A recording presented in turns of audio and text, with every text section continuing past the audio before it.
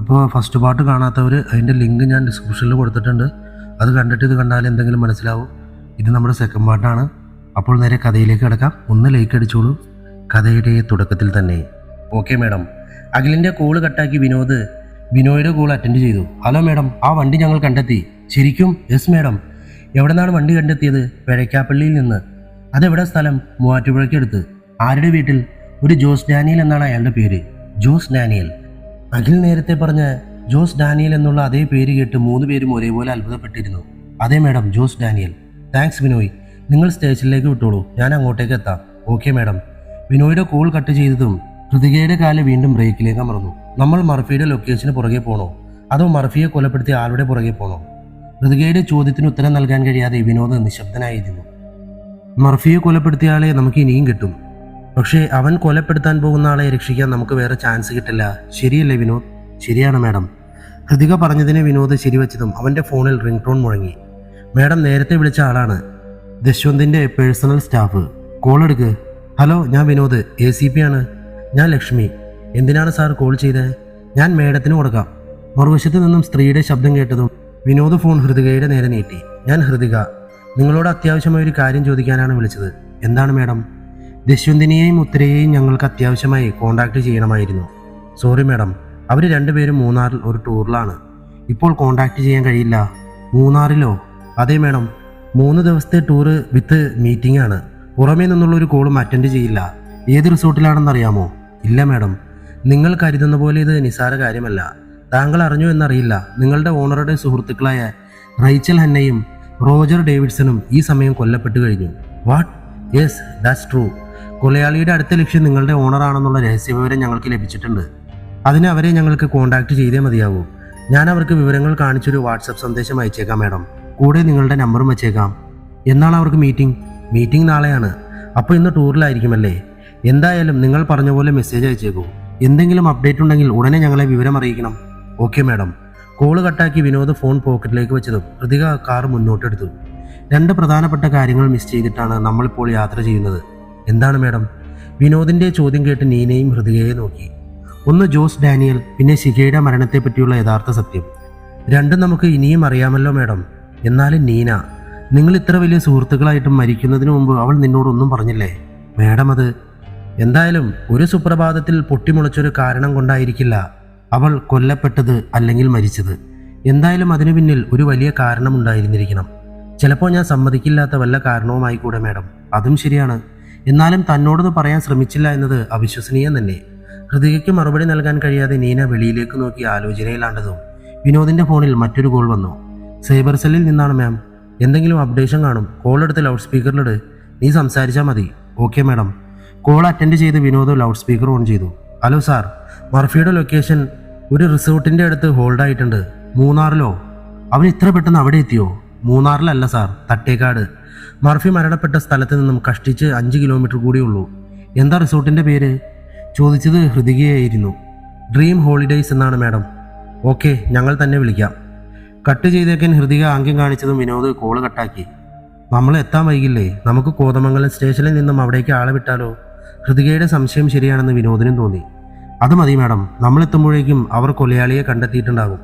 ഹൃതിക വേഗം ബിനോയുടെ number dial ചെയ്തു. Hello madam, Binoy, ഒരു അത്യാവശ്യ കാര്യമുണ്ട്. എന്താണ് മാഡം? തട്ടേക്കാടുള്ള ഡ്രീം ഹോളിഡേയ്സിൽ നമ്മൾ തേടുന്ന ഒരാൾ എത്തിയിട്ടുണ്ട്. അയാളുടെ ഏകദേശ രൂപം ഞാൻ വാട്സപ്പ് ചെയ്യാം. നിങ്ങൾ ഒറ്റയ്ക്ക് പോകണ്ട. ആളല്പം അപകടകാരിയാണ്. അയാളെ ഒന്ന് പൊക്കണം. ഓക്കെ മാഡം, ഞങ്ങൾ പൊക്കോളാം. ഞങ്ങൾ ഇവിടുന്ന് അവിടെ എത്താൻ ഒരു അരമണിക്കൂർ എടുക്കും. ഞങ്ങൾ 1 മണിക്കൂറിൻ്റെ ഉള്ളിൽ അവിടെ എത്തും. ഓക്കെ മാഡം, വന്നിട്ട് കാണാം. കോള് കട്ടാക്കി ഹൃതിക അഖിൽ മാധവ് അയച്ചു കൊടുത്ത ഫോട്ടോ ബിനോയ്ക്ക് ഫോർവേഡ് ചെയ്ത ശേഷം കാറിന് വേഗത കൂട്ടിയതും കോതമംഗലം സ്റ്റേഷനിൽ നിന്ന് പോലീസുകാർ ജീപ്പിൽ കയറിയതും അയാൾ റിസോർട്ടിൻ്റെ മുമ്പിൽ തൻ്റെ ബൈക്കിൽ നിന്നും ഇറങ്ങി. ഇത് തന്നെയാണ് യഥാർത്ഥ ലൊക്കേഷൻ എന്ന് ഉറപ്പുവരുത്തി അയാൾ മുന്നോട്ട് നടന്നു. ഓരോ കോട്ടേജുകളും താണ്ടി അയാൾ റിസപ്ഷൻ എന്ന് തോന്നുന്ന കോട്ടേജിന് മുൻപിൽ അല്പനേരം നിന്ന ശേഷം അതിനകത്തേക്ക് കയറി. Hello, excuse me. യെസ്. ഒരു സലീം അഹമ്മദ് എന്ന പേരുള്ള ഒരാൾ. ഏത് കോട്ടേജിലാണ് താമസം? സാറിനെ കാണാനാണോ? യെസ്, എന്നോട് വരാൻ പറഞ്ഞിരുന്നു. എന്നാൽ ഞാൻ ആളെ വിടാം. അതിൻ്റെ ആവശ്യമില്ല. കോട്ടേജ് ഏതാണെന്ന് പറഞ്ഞാൽ ഞാൻ പോയി കണ്ടോളാം. അല്പം ഒഫീഷ്യലാണ്. ഓക്കെ, ഇവിടുന്ന് 3ാമത്തെ കോട്ടേജ്. Thank you. ഓരോ കോട്ടേജുകളുടെയും ഗ്യാപ്പുകൾ കണ്ട് സന്തോഷമടക്കാൻ കഴിയാതെ അയാൾ സലീം അഹമ്മദിൻ്റെ അടുക്കിലേക്ക് നടന്നു. 2 കോട്ടേജുകളിൽ മാത്രമേ ആളുകൾ ഉള്ളൂ എന്ന് തോന്നുന്നു എന്ന് ചിന്തിച്ചുകൊണ്ട് റിസപ്ഷനിസ്റ്റ് പറഞ്ഞ കോട്ടേജിന് മുന്നിലെത്തി. ശ്വാസം വലിച്ചെടുത്ത ശേഷം അയാൾ കോളിംഗ് ബെല്ലിൽ 2 വട്ടം വിരലമർത്തി. ആരാണ്? ഡോർ തുറന്ന സ്ത്രീയുടെ ചോദ്യം കേട്ട് അയാൾ തൻ്റെ തലയിൽ നിന്നും തൊപ്പിയൂരി എടുത്തിട്ട് 2 അടി മുന്നോട്ട് നിന്നു. സലീം സാറിനെ ഒന്ന് കാണാൻ വന്നതാണ്. ജോസ് ഡാനിയൽ പറഞ്ഞിട്ടാണ് വരുന്നതെന്ന് പറഞ്ഞാൽ മതി, അദ്ദേഹത്തിന് അറിയാം. ഓക്കെ, ഒന്ന് വെയിറ്റ് ചെയ്യൂ. സലീം അഹമ്മദിൻ്റെ ഭാര്യ അകത്തേക്ക് കയറിപ്പോയതും അക്ഷമനായി അയാൾ ചുറ്റുപാടും ഒന്ന് വീക്ഷിച്ചതും സലീം അയാൾക്ക് മുന്നിലേക്ക് എത്തിച്ചേർന്നു. ആരാണ്? ജോസ് എന്തിനാണ് നിങ്ങളെ അയച്ചത്? ഞാൻ വിളിച്ചിട്ട് അവൻ ഫോൺ എടുക്കുന്നില്ല. നമുക്കൊന്ന് പുറത്തേക്ക് നിന്നാലോ? മർഫിയുടെ കാര്യത്തെപ്പറ്റിയാണ് പറയാനുള്ളത്. മർഫി എന്ന് കേട്ടതും പുറകിലേക്കൊന്ന് തിരിഞ്ഞു നോക്കിയ ശേഷം സലീം പുറത്തേക്ക് ഇറങ്ങിയതും അയാൾ സാവധാനം മുന്നോട്ട് ചുവടുവെച്ചു. മർഫിയുടെ കാര്യത്തിൽ പോലീസിന് എന്തോ തെളിവ് കിട്ടിയിട്ടുണ്ടെന്നാണ് ജോസ് പറഞ്ഞത്. എന്ത് തെളിവ്? അല്പം ഭയത്തോടെയുള്ള അയാളുടെ നടത്തത്തിന്റെ വേഗത ശ്രദ്ധിക്കാതെ സലീം അയാൾക്കൊപ്പം എത്തിയതും ഇരുളിലേക്ക് മാറി നിന്നുകൊണ്ട് അയാൾ സലീമിന് നേരെ തിരിഞ്ഞു നിന്നു. കൃത്യം 11:30 PM മർഫിയെ ഇവിടുന്ന് പറഞ്ഞു വിട്ടാലല്ലേ ജോസ് ഡാനിയലിന് തന്റെ കർത്തവ്യം പൂർത്തീകരിക്കാൻ കഴിയുമായിരുന്നുള്ളൂ. അതെ, അങ്ങനെ തന്നെയാണല്ലോ ഞാൻ ചെയ്തത്. താൻ ചെയ്തത് അങ്ങനെ തന്നെയാണ്. അതുകൊണ്ടാണ് ഇപ്പോൾ എൻ്റെ മുന്നിൽ ഇങ്ങനെ നിൽക്കേണ്ടി വരുന്നതും ജീവൻ കളയേണ്ടി വരുന്നതും. ജീവനോ? അതെ. തന്നെ എന്തിനാണ് മർഫി കാണാൻ വന്നത്? എന്നിട്ട് താൻ എന്താണ് അയാളോട് ചെയ്തത്? ആരൊക്കെയോ അത് തന്നോട് പുറത്താലും എനിക്കത് പുറക്കാൻ കഴിയില്ലടോ. പറഞ്ഞു തീർന്നതോടെ അയാളുടെ കയ്യിലെ കത്തി സലീമിന്റെ വയറ്റിൽ കുത്തിയിറക്കിയിരുന്നു. നീ എൻ്റെ മർഫിയെ ഒറ്റുകൊടുത്തു. നിന്നെ വിശ്വസിച്ച് സകല തെളിവുകളും അവൻ നിന്നോട് പറഞ്ഞു. നീയാണെങ്കിൽ അവനെ ഇല്ലാതാക്കാൻ കൂട്ടുനിന്നു. വഞ്ചനയുടെ ശിക്ഷ മരണമാണ്. സലീമിന്റെ വാ പൊത്തിക്കൊണ്ട് 3 തവണ വയറ്റിൽ കത്തി കുത്തിയിറക്കിയതിനാൽ വേദനയിൽ പുളഞ്ഞുകൊണ്ട് അവൻ നിലത്തേക്ക് വീഴുന്നത് നോക്കി നിന്ന് അയാൾ പുഞ്ചിരി തൂകി. ഇങ്ങനെ ഒരു മരണം നിന്നെ കാത്തിരിക്കുന്നുണ്ടെന്ന് ഒരിക്കൽ പോലും പ്രതീക്ഷിച്ചില്ല അല്ലേ? സലീമിന്റെ വയറ്റിൽ കയറിയിരുന്ന് രക്തം പുറത്തേക്ക് ഒഴുകുന്നത് അധികരിപ്പിച്ചുകൊണ്ട് അയാൾ കത്തിയിൽ മുറുകെ പിടിച്ച ശേഷം അവന്റെ കവിളിൽ കുത്തിപ്പിടിച്ച ഉടനെ നെറ്റിയിൽ 3 കുത്തി വരച്ചുകൊണ്ടേയിരുന്നു. തനിക്ക് മുന്നിൽ അധിക സമയമില്ലെന്ന് കണക്ക് കൂട്ടിയ അയാൾ വേഗത്തിൽ കുറച്ച് തെളിവുകൾ അങ്ങിങ്ങായി നിക്ഷേപിച്ചിട്ട് ജീവശ്വാസം വലിക്കുന്ന സലീമിന്റെ അരികിലേക്ക് അയാൾ ഓടിയെത്തിയ ഉടനെ തന്റെ കത്തി ആ നെഞ്ചിൽ ആഞ്ഞു കുത്തിയിറക്കി ജീവൻ നഷ്ടപ്പെട്ടു എന്ന് ഉറപ്പുവരുത്തിയ ശേഷം അയാൾ അവിടെ നിന്നും തിരിഞ്ഞു നടന്നു. ഇരുളിലൂടെ തന്നെ തിരിഞ്ഞു നടന്ന ആരുടെയും കണ്ണിൽ പെടാതെ മെയിൻ ഗേറ്റിന് അരികിലെത്തിയതും ഗേറ്റിന് മുമ്പിൽ ഒരു പോലീസ് ജീപ്പ് വന്ന് നിൽക്കുന്നത് കണ്ട് അയാൾ അല്പം കൂടി ഇരുട്ടിലേക്ക് മറഞ്ഞു നിന്നു. പോലീസുകാർ ജീപ്പിൽ നിന്നും ഇറങ്ങി അയാളെയും താണ്ടി മുന്നോട്ട് നീങ്ങി. ഇങ്ങനെ ഒരാൾ ഇവിടെ വന്നിരുന്നോ? കയ്യിലിരുന്ന മൊബൈൽ ഉയർത്തിയുള്ള ബിനോയുടെ ചോദ്യം ഇരുളിൽ നിന്നുകൊണ്ട് അയാൾ കേട്ടതും റിസപ്ഷനിലിരുന്ന ലേഡി പുറത്തേക്ക് ഇറങ്ങി വന്നു. വന്നിരുന്നു സാർ, 3ാമത്തെ കോട്ടേജിലേക്കാണ് പോയത്. പോലീസുകാർ 4 പേരും 3ാമത്തെ കോട്ടേജിലേക്ക് ഓടിയതും ഇരുളിൽ നിന്നും വേഗത്തിൽ അയാൾ ഗേറ്റിന്റെ അരികിലേക്ക് എത്തി. സാർ, ഇവിടെ ഒരു ബോഡി. വേഗം ചുറ്റിലും നോക്ക്, അയാൾ ഇവിടം വിട്ടു പോയി കാണില്ല. ഏതൊരു പോലീസുകാരന്റെ ശബ്ദം അയാളുടെ കാതിൽ പതിഞ്ഞതും വേഗത്തിൽ ബൈക്കിനടുത്തെത്തി അയാൾ ബൈക്ക് സ്റ്റാർട്ട് ചെയ്ത് തിടുക്കത്തിൽ കാടിനുള്ളിലേക്ക് മറഞ്ഞു കഴിഞ്ഞിരുന്നു. സാർ, ഒരു വണ്ടി സ്റ്റാർട്ട് ചെയ്യുന്ന ശബ്ദം, പുറകിൽ നിന്നും ആരോ വിളിച്ചു പറയുന്ന ശബ്ദവും ഓടി വരുന്ന ശബ്ദവും ദൂരെ നിന്ന് അയാൾ കേട്ടതും തന്റെ തൊപ്പിയും താടിയും കാട്ടിലേക്ക് വലിച്ചെറിഞ്ഞ ശേഷം രൂപം മാറിയ അയാൾ മൂന്നാറിലേക്ക് കാടിന്റെ ഉള്ളിലൂടെ യാത്ര തുടർന്നു. തന്റെ ഫോൺ റിങ് ചെയ്യുന്നത് കേട്ട് ഹൃതിക കാറിന്റെ വേഗത കുറച്ചുകൊണ്ട് കോൾ അറ്റൻഡ് ചെയ്തു. മാഡം, ബിനോയിയാണ്. പറയ് ബിനോയ്. മാഡം അയച്ചു തന്ന ഫോട്ടോയിലെ ആള് നിമിഷങ്ങൾക്ക് മുമ്പ് ഇവിടുന്ന് രക്ഷപ്പെട്ടു മാഡം. ഓ ഗോഡ്. മാഡം, പിന്നൊരു കാര്യം കൂടെ, അവിടെ വല്ല കൊലപാതകവും? താൻ പറയുന്നതിന് മുൻപേയുള്ള ഹൃതികയുടെ ചോദ്യം കേട്ട് ബിനോയ് ആകെ അമ്പരന്നു. അതെ മാഡം, കൊലപാതകം തന്നെ. അല്പം ബ്രൂട്ടലാണ്. വൺ മിസ്റ്റർ സലീം അഹമ്മദ്, അഡ്വക്കേറ്റാണ്. പുള്ളി ഫാമിലിയായി ഒരു വെക്കേഷന് വന്നതാ. എവിടുത്തുകാരനാ? എറണാകുളം. ഓക്കെ ബിനോയ്, അവിടെ നിന്നുള്ള ഫുൾ തെളിവുകൾ ശേഖരിക്കണം. ഞാൻ എന്തായാലും ഇനി അവിടേക്കില്ല. ഇവിടുന്ന് നേരെ മൂന്നാറാണ്. തിരിച്ചു വരുന്ന വഴി അവിടെ കയറാം. Okay madam. കോള് കട്ടാക്കി ഹൃതിക വിനോദിനെ നോക്കി. എന്തു തോന്നുന്നു? ഇപ്പോഴാ കണക്ക് കൃത്യമായത്. ആ, അപ്പോൾ തനിക്ക് ഓർമ്മയുണ്ടല്ലേ? ഇനി ബാക്കിയുള്ളത് ദശ്വന്തും അയാളുടെ ഭാര്യയും മാത്രം. 5-ൽ ബാക്കിയുള്ള 3 പേരെയും അയാൾ തീർത്തു കഴിഞ്ഞിരിക്കുന്നു. അവരെ നമുക്ക് രക്ഷിക്കാൻ കഴിയുമോ മാഡം? അറിയില്ല വിനോദ്. എന്തായാലും ഇനി നമ്മളും കൊലയാളിയും ഒരുമിച്ച് മൂന്നാറെത്തൂ. പക്ഷെ അതുകൊണ്ട് എന്ത് കാര്യം മാഡം? കൊലയാളിക്ക് അവരുടെ ലൊക്കേഷൻ അറിയാമായിരിക്കും. നമുക്കാണെങ്കിൽ അതറിയില്ല. അവരുടെ ലൊക്കേഷൻ എങ്ങനെ കണ്ടെത്തും? ഈ കൊലയാളി ഇത്ര കൃത്യമായി എങ്ങനെ ഇരകളുടെ ലൊക്കേഷൻ ആക്സസ് ചെയ്യുന്നു? ഒരു പിടിയുമില്ല മാഡം. മർഫിയുടെ ലൊക്കേഷൻ നോക്കി അതിൻ്റെ പുറകെ നമ്മൾ മൂന്നാറിലെത്തിയാൽ കൊലയാളിയെ കിട്ടാൻ ബുദ്ധിമുട്ടാകും. അതിനു മുമ്പേ ദശ്വന്തിൻ്റെ ലൊക്കേഷൻ നമുക്ക് കിട്ടണം. എങ്ങനെ? താൻ ആ പെൺകുട്ടിയെ വിളിക്കുക, ലക്ഷ്മിയെ. Okay madam. വിനോദ് ലക്ഷ്മിയുടെ നമ്പറിൽ കോൾ ചെയ്തതും ആലുവ മൂന്നാർ റോഡിൽ ഹൃതിക കാർ കയറ്റി കഴിഞ്ഞിരുന്നു. സാർ പറയൂ, അവരിൽ നിന്ന് റെസ്പോൺസ് വല്ലതും? ഇല്ല സാർ, ഞാൻ അയച്ച മെസ്സേജ് അവർ ഇതുവരെയും റീഡ് ചെയ്തിട്ടില്ല. അവരിൽ ആരുടെയെങ്കിലും ഒരാളുടെ നമ്പർ ഫോർവേഡ് ചെയ്യാൻ പറ. ഹൃതിക സാവധാനം വിനോദിന്റെ ചെവിയിൽ പറഞ്ഞതും ലക്ഷ്മിയോട് വിനോദ് അത് തന്നെ ആവശ്യപ്പെട്ടു. അവരുടെ നമ്പർ ഞാൻ സാറിന് ഫോർവേഡ് ചെയ്തേക്കാം. ഓക്കെ ലക്ഷ്മി. അവരിൽ നിന്നും റെസ്പോൺസ് ഉണ്ടായാൽ അപ്പോൾ തന്നെ വിളിക്കണേ. Okay sir. കോള് കട്ടാക്കി വിനോദ് ഹൃതികയെ നോക്കി. അവരുടെ നമ്പർ വന്നിട്ടുണ്ട്, എന്നാൽ സൈബർ സെല്ലിൽ വിളിച്ച് ലൊക്കേഷൻ നോക്ക്. Okay madam. വിനോദ് സൈബർ സെല്ലിൽ നിന്നും വിളിച്ച് ലൊക്കേഷൻ വാങ്ങി ഹൃതികയും വിനോദും നീനയും കൊലയാളിയും ഒരേ ലൊക്കേഷനിലേക്ക് യാത്രയായി. ദശ്വന്ത് വിഹാൻ, ഉത്തര ഫൽഗുനി. ഇതിപ്പോൾ മർഫി കൊല്ലപ്പെട്ട ശേഷം മണിക്കൂറുകൾ കൊണ്ട് മൂന്നാമത്തെ ആളും കൊല്ലപ്പെട്ടു കഴിഞ്ഞു. അതെ മാഡം, ആ തമിഴനെ രക്ഷപ്പെടുത്താൻ നമുക്ക് കഴിയുമോ?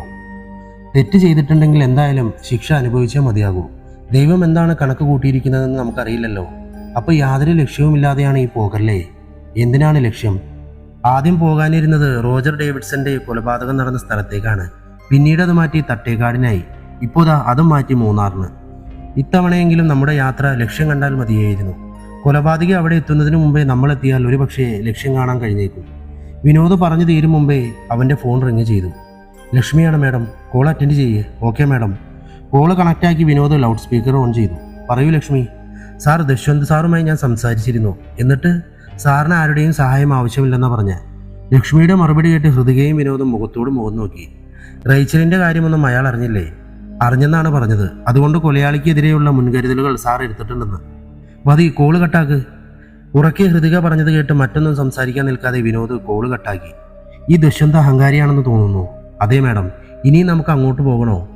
അവനങ്ങനെ പറഞ്ഞത് നമ്മൾ കാര്യമാക്കണ്ട. കൊലയാളിയാണ് നമുക്ക് മുഖ്യം. ഹൃതികയുടെ മറുപടിയിൽ വിനോദ് സൈലന്റ് ആയപ്പോൾ അല്പനേരം കാറിൻ്റെ ഉള്ളിൽ നിശബ്ദത വന്നു. വേണമെങ്കിൽ മൂന്നാർ റോഡിലുള്ള എല്ലാ സ്റ്റേഷനുകളിലേക്കും കൊലയാളിയുടെ ചിത്രം അയച്ചു കൊടുത്തിട്ട് ഒരു വാഹന പരിശോധന നടത്താൻ ആവശ്യപ്പെടാം. അത് മാഡം പറഞ്ഞത് കറക്റ്റാണ്. ഏതെങ്കിലും ചെക്കിങ്ങിൽ കൊലയാളി പെടാതിരിക്കില്ല. ഒരു ഉറപ്പുമില്ല വിനോദ്. കൊലയാളിയുടെ വാഹനം ഏതാണെന്ന് നമുക്കറിയില്ല. ആകെ അറിയാവുന്നത് കൊലയാളിയുടെ ഏകദേശ രൂപം മാത്രമാണ്. അതും ഒരാൾ വരച്ചത്. അത് എത്രത്തോളം ഉപകാരപ്രദമാകുന്നു എന്ന് നമുക്കറിയില്ല. എന്നാലും നമുക്ക് ശ്രമിക്കാമല്ലോ മാഡം. ഹൃതികയുടെ ഫോണിൽ നിന്ന് കൊലയാളിയുടെ രേഖാചിത്രം സെൻഡ് ചെയ്ത ശേഷം മൂന്നാർ റോഡിലുള്ള എല്ലാ സ്റ്റേഷനുകളിലേക്കും ഫോട്ടോസ് വിനോദ് കൈമാറി. ഒപ്പം he is A killer, search immediately എന്ന മെസ്സേജും. നീന, ബാക്കി പറയൂ. എന്താണ് മാഡം? മർഫി പെണ്ണ് ചോദിച്ച് ശിഖയുടെ വീട്ടിൽ ചെന്നതിന് ശേഷമുള്ള കാര്യങ്ങൾ. ഓ അതോ. നീന പതിയെ ഓർമ്മയുടെ കെട്ടുകൾ അഴിക്കാൻ തുടങ്ങി. അന്ന് അവളുടെ വീട്ടിൽ നിന്നും ഇറങ്ങിപ്പോയതിനു ശേഷം ശിഖയെ കാണാൻ മർഫി ഒരിക്കലും വന്നില്ല. അവൾക്കാണെങ്കിൽ മർഫിയുടെ കാര്യം എന്നോട് പറയണമെന്നുണ്ട്. പക്ഷേ ഞാൻ കളിയാകുമെന്ന് കരുതി അവളതിന് ശ്രമിച്ചില്ല. അങ്ങനെ അവസാന വർഷത്തെ ഞങ്ങളുടെ ക്ലാസ് കഴിയുന്ന ദിവസം, അതായത് മർഫി ആദ്യമായി അവളെ കണ്ട് 2 വർഷത്തോളമായ സമയം, അവൾ കയറിയ ബസ്സിൽ അവനും കയറി. അവൾ ഇറങ്ങിയ അതേ സ്റ്റോപ്പിൽ അവളോടൊപ്പം അവനും ഇറങ്ങി.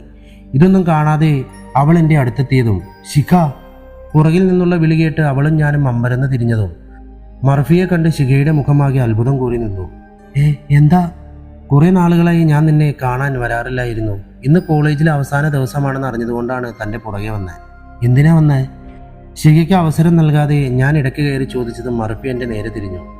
ഇവളോട് ഇഷ്ടമാണെന്ന് പറയാൻ. അത് ഇവൾക്ക് അറിയാവുന്ന കാര്യമല്ലേ? തിരിച്ച് എന്നോട് ഇഷ്ടമുണ്ടോ എന്നറിയണം. പഠിച്ചുകൊണ്ടിരുന്നതിനാൽ ഇപ്പോൾ കല്യാണം കഴിക്കാൻ താല്പര്യമില്ലെന്ന് പറഞ്ഞത് മനസ്സിലാക്കാം. തിരിച്ച് അവൾക്ക് ഇഷ്ടമില്ലെന്ന് ഞാൻ പറഞ്ഞ് അവസാനിപ്പിക്കുന്നതിന് മുൻപേ ശിഖ എൻ്റെ കയ്യിൽ പിടുത്തമിട്ടു. എനിക്കിഷ്ടമാണ്, പക്ഷെ പ്രേമിച്ച് നടക്കാനൊന്നും പറ്റില്ല. വേണമെങ്കിൽ കല്യാണം കഴിക്കാം, അതും ഇപ്പോഴല്ല, എൻ്റെ പ്രാക്ടീസൊക്കെ കഴിഞ്ഞതിന് ശേഷം. ശിഖയുടെ മറുപടിയിൽ ഞാൻ സ്തംഭിച്ച് നിന്ന പോലെ തന്നെ മർഫിയും സ്തംഭിച്ച് നിന്നുകൊണ്ട് പതിയെ തല കുലുക്കി. എന്നാ വിട്ടോ എന്ന് കരുതി രാവിലെ കാണാതിരിക്കേണ്ട കേട്ടോ. എന്നും ഉള്ളതുപോലെ അവിടെ തന്നെ ഉണ്ടാകണം. ഇനി ഞാൻ വന്ന് തുടങ്ങുമ്പോൾ മുതൽ. ഇനി എന്ന് വന്ന് തുടങ്ങുമെന്ന് ഞാനെങ്ങനെ അറിയും? അതൊക്കെ വേണമെങ്കിൽ കണ്ടുപിടിച്ചോളൂ, പക്ഷെ ഇവിടെ കാണാതിരിക്കരുത്. മറുപടി എന്നപ്പോൾ സന്തോഷം കൊണ്ടുള്ള ചിരി അടക്കാൻ കഴിയാതെ മർഫി ഉറക്കി പൊട്ടിച്ചിരിച്ചതും സ്റ്റാൻഡിൽ ചുറ്റുമുള്ള ആളുകളെല്ലാം അവനെ നോക്കി അമ്പരന്ന് നിന്നു. ചോദിക്കുന്നത് കൊണ്ടൊന്നും തോന്നരുത്. എന്താ? ആ ഫോൺ നമ്പർ? അതിൻ്റെ ഒന്നും ആവശ്യമില്ല. ഞാൻ നേരത്തെ പറഞ്ഞല്ലോ, പ്രേമിച്ച് നടക്കാനോ ഫോൺ വിളിച്ച് സമയം കളയാനോ എനിക്ക് കഴിയില്ല. എൻ്റെ ലക്ഷ്യം സാധ്യമായാൽ ഞാൻ അറിയിക്കാം. അതിനുശേഷം നമുക്ക് കല്യാണം കഴിക്കാം. മർഫിയുടെ മുഖത്ത് വിരിഞ്ഞ സന്തോഷം അല്പം മാഞ്ഞതും അത് പുറമേ കാണിക്കാതെ അവൻ തിരിഞ്ഞു നടന്നു. ഇതിലും ഭേദം നീ ഇഷ്ടമല്ല എന്ന് പറയുന്നതായിരുന്നു. സാരമില്ല, ഞാനായാലും അയാളായാലും കാത്തിരിപ്പിനൊരു സുഖമുണ്ട്. ഒന്നുമില്ലെങ്കിലും ഇത്രയും ദിവസം എന്നെ കാണാതെ വരാതിരുന്നതല്ലേ. കുറച്ച് ദിവസം വഴിയിൽ കാത്തു നിൽക്കട്ടെ, എന്നിട്ട് ബാക്കി നോക്കാം. എൻ്റെ ചോദ്യത്തിന് മറുപടി നൽകി ഞങ്ങൾ ഇരുവരും കോളേജിലേക്ക് യാത്രയായി. ഞങ്ങളുടെ എക്സാമും കഴിഞ്ഞ് റിസൾട്ടും വന്ന് പ്രാക്ടീസ് ജോയിൻ ചെയ്തതിൻ്റെ പിറ്റേ ദിവസം മുതൽ അവളെ കാണാൻ മർഫി രാവിലെ എത്തിത്തുടങ്ങി. ബസ് സ്റ്റോപ്പിലുള്ള ആരോടോ അവൾ പോകുന്നത് ശ്രദ്ധിക്കാൻ ഏൽപ്പിച്ചിരുന്ന അവനിലൂടെ അവൾ പോകുന്ന സമയം വീണ്ടും മനസ്സിലാക്കി കഴിഞ്ഞിരുന്നു. എൻ്റെയും ശിഖയുടെയും പ്രാക്ടീസ് സെൻ്ററുകൾ വേറെ വേറെ സ്ഥലങ്ങളിലായിരുന്നതിനാൽ അവളെ ഞാൻ കാണുന്നത് കുറഞ്ഞു വന്നെങ്കിലും മർഫിയുമായുള്ള കൂടിക്കാഴ്ച തകൃതിയായി തന്നെ നടക്കുന്നുണ്ടായിരുന്നു. ഇന്ന് ആദ്യമായൊരു കേസ് സ്വന്തമായി വാദിക്കാൻ പോവുകയാണ്. അതുകൊണ്ട് നാളെ നിങ്ങൾക്ക് അല്പം പണിയുണ്ട്.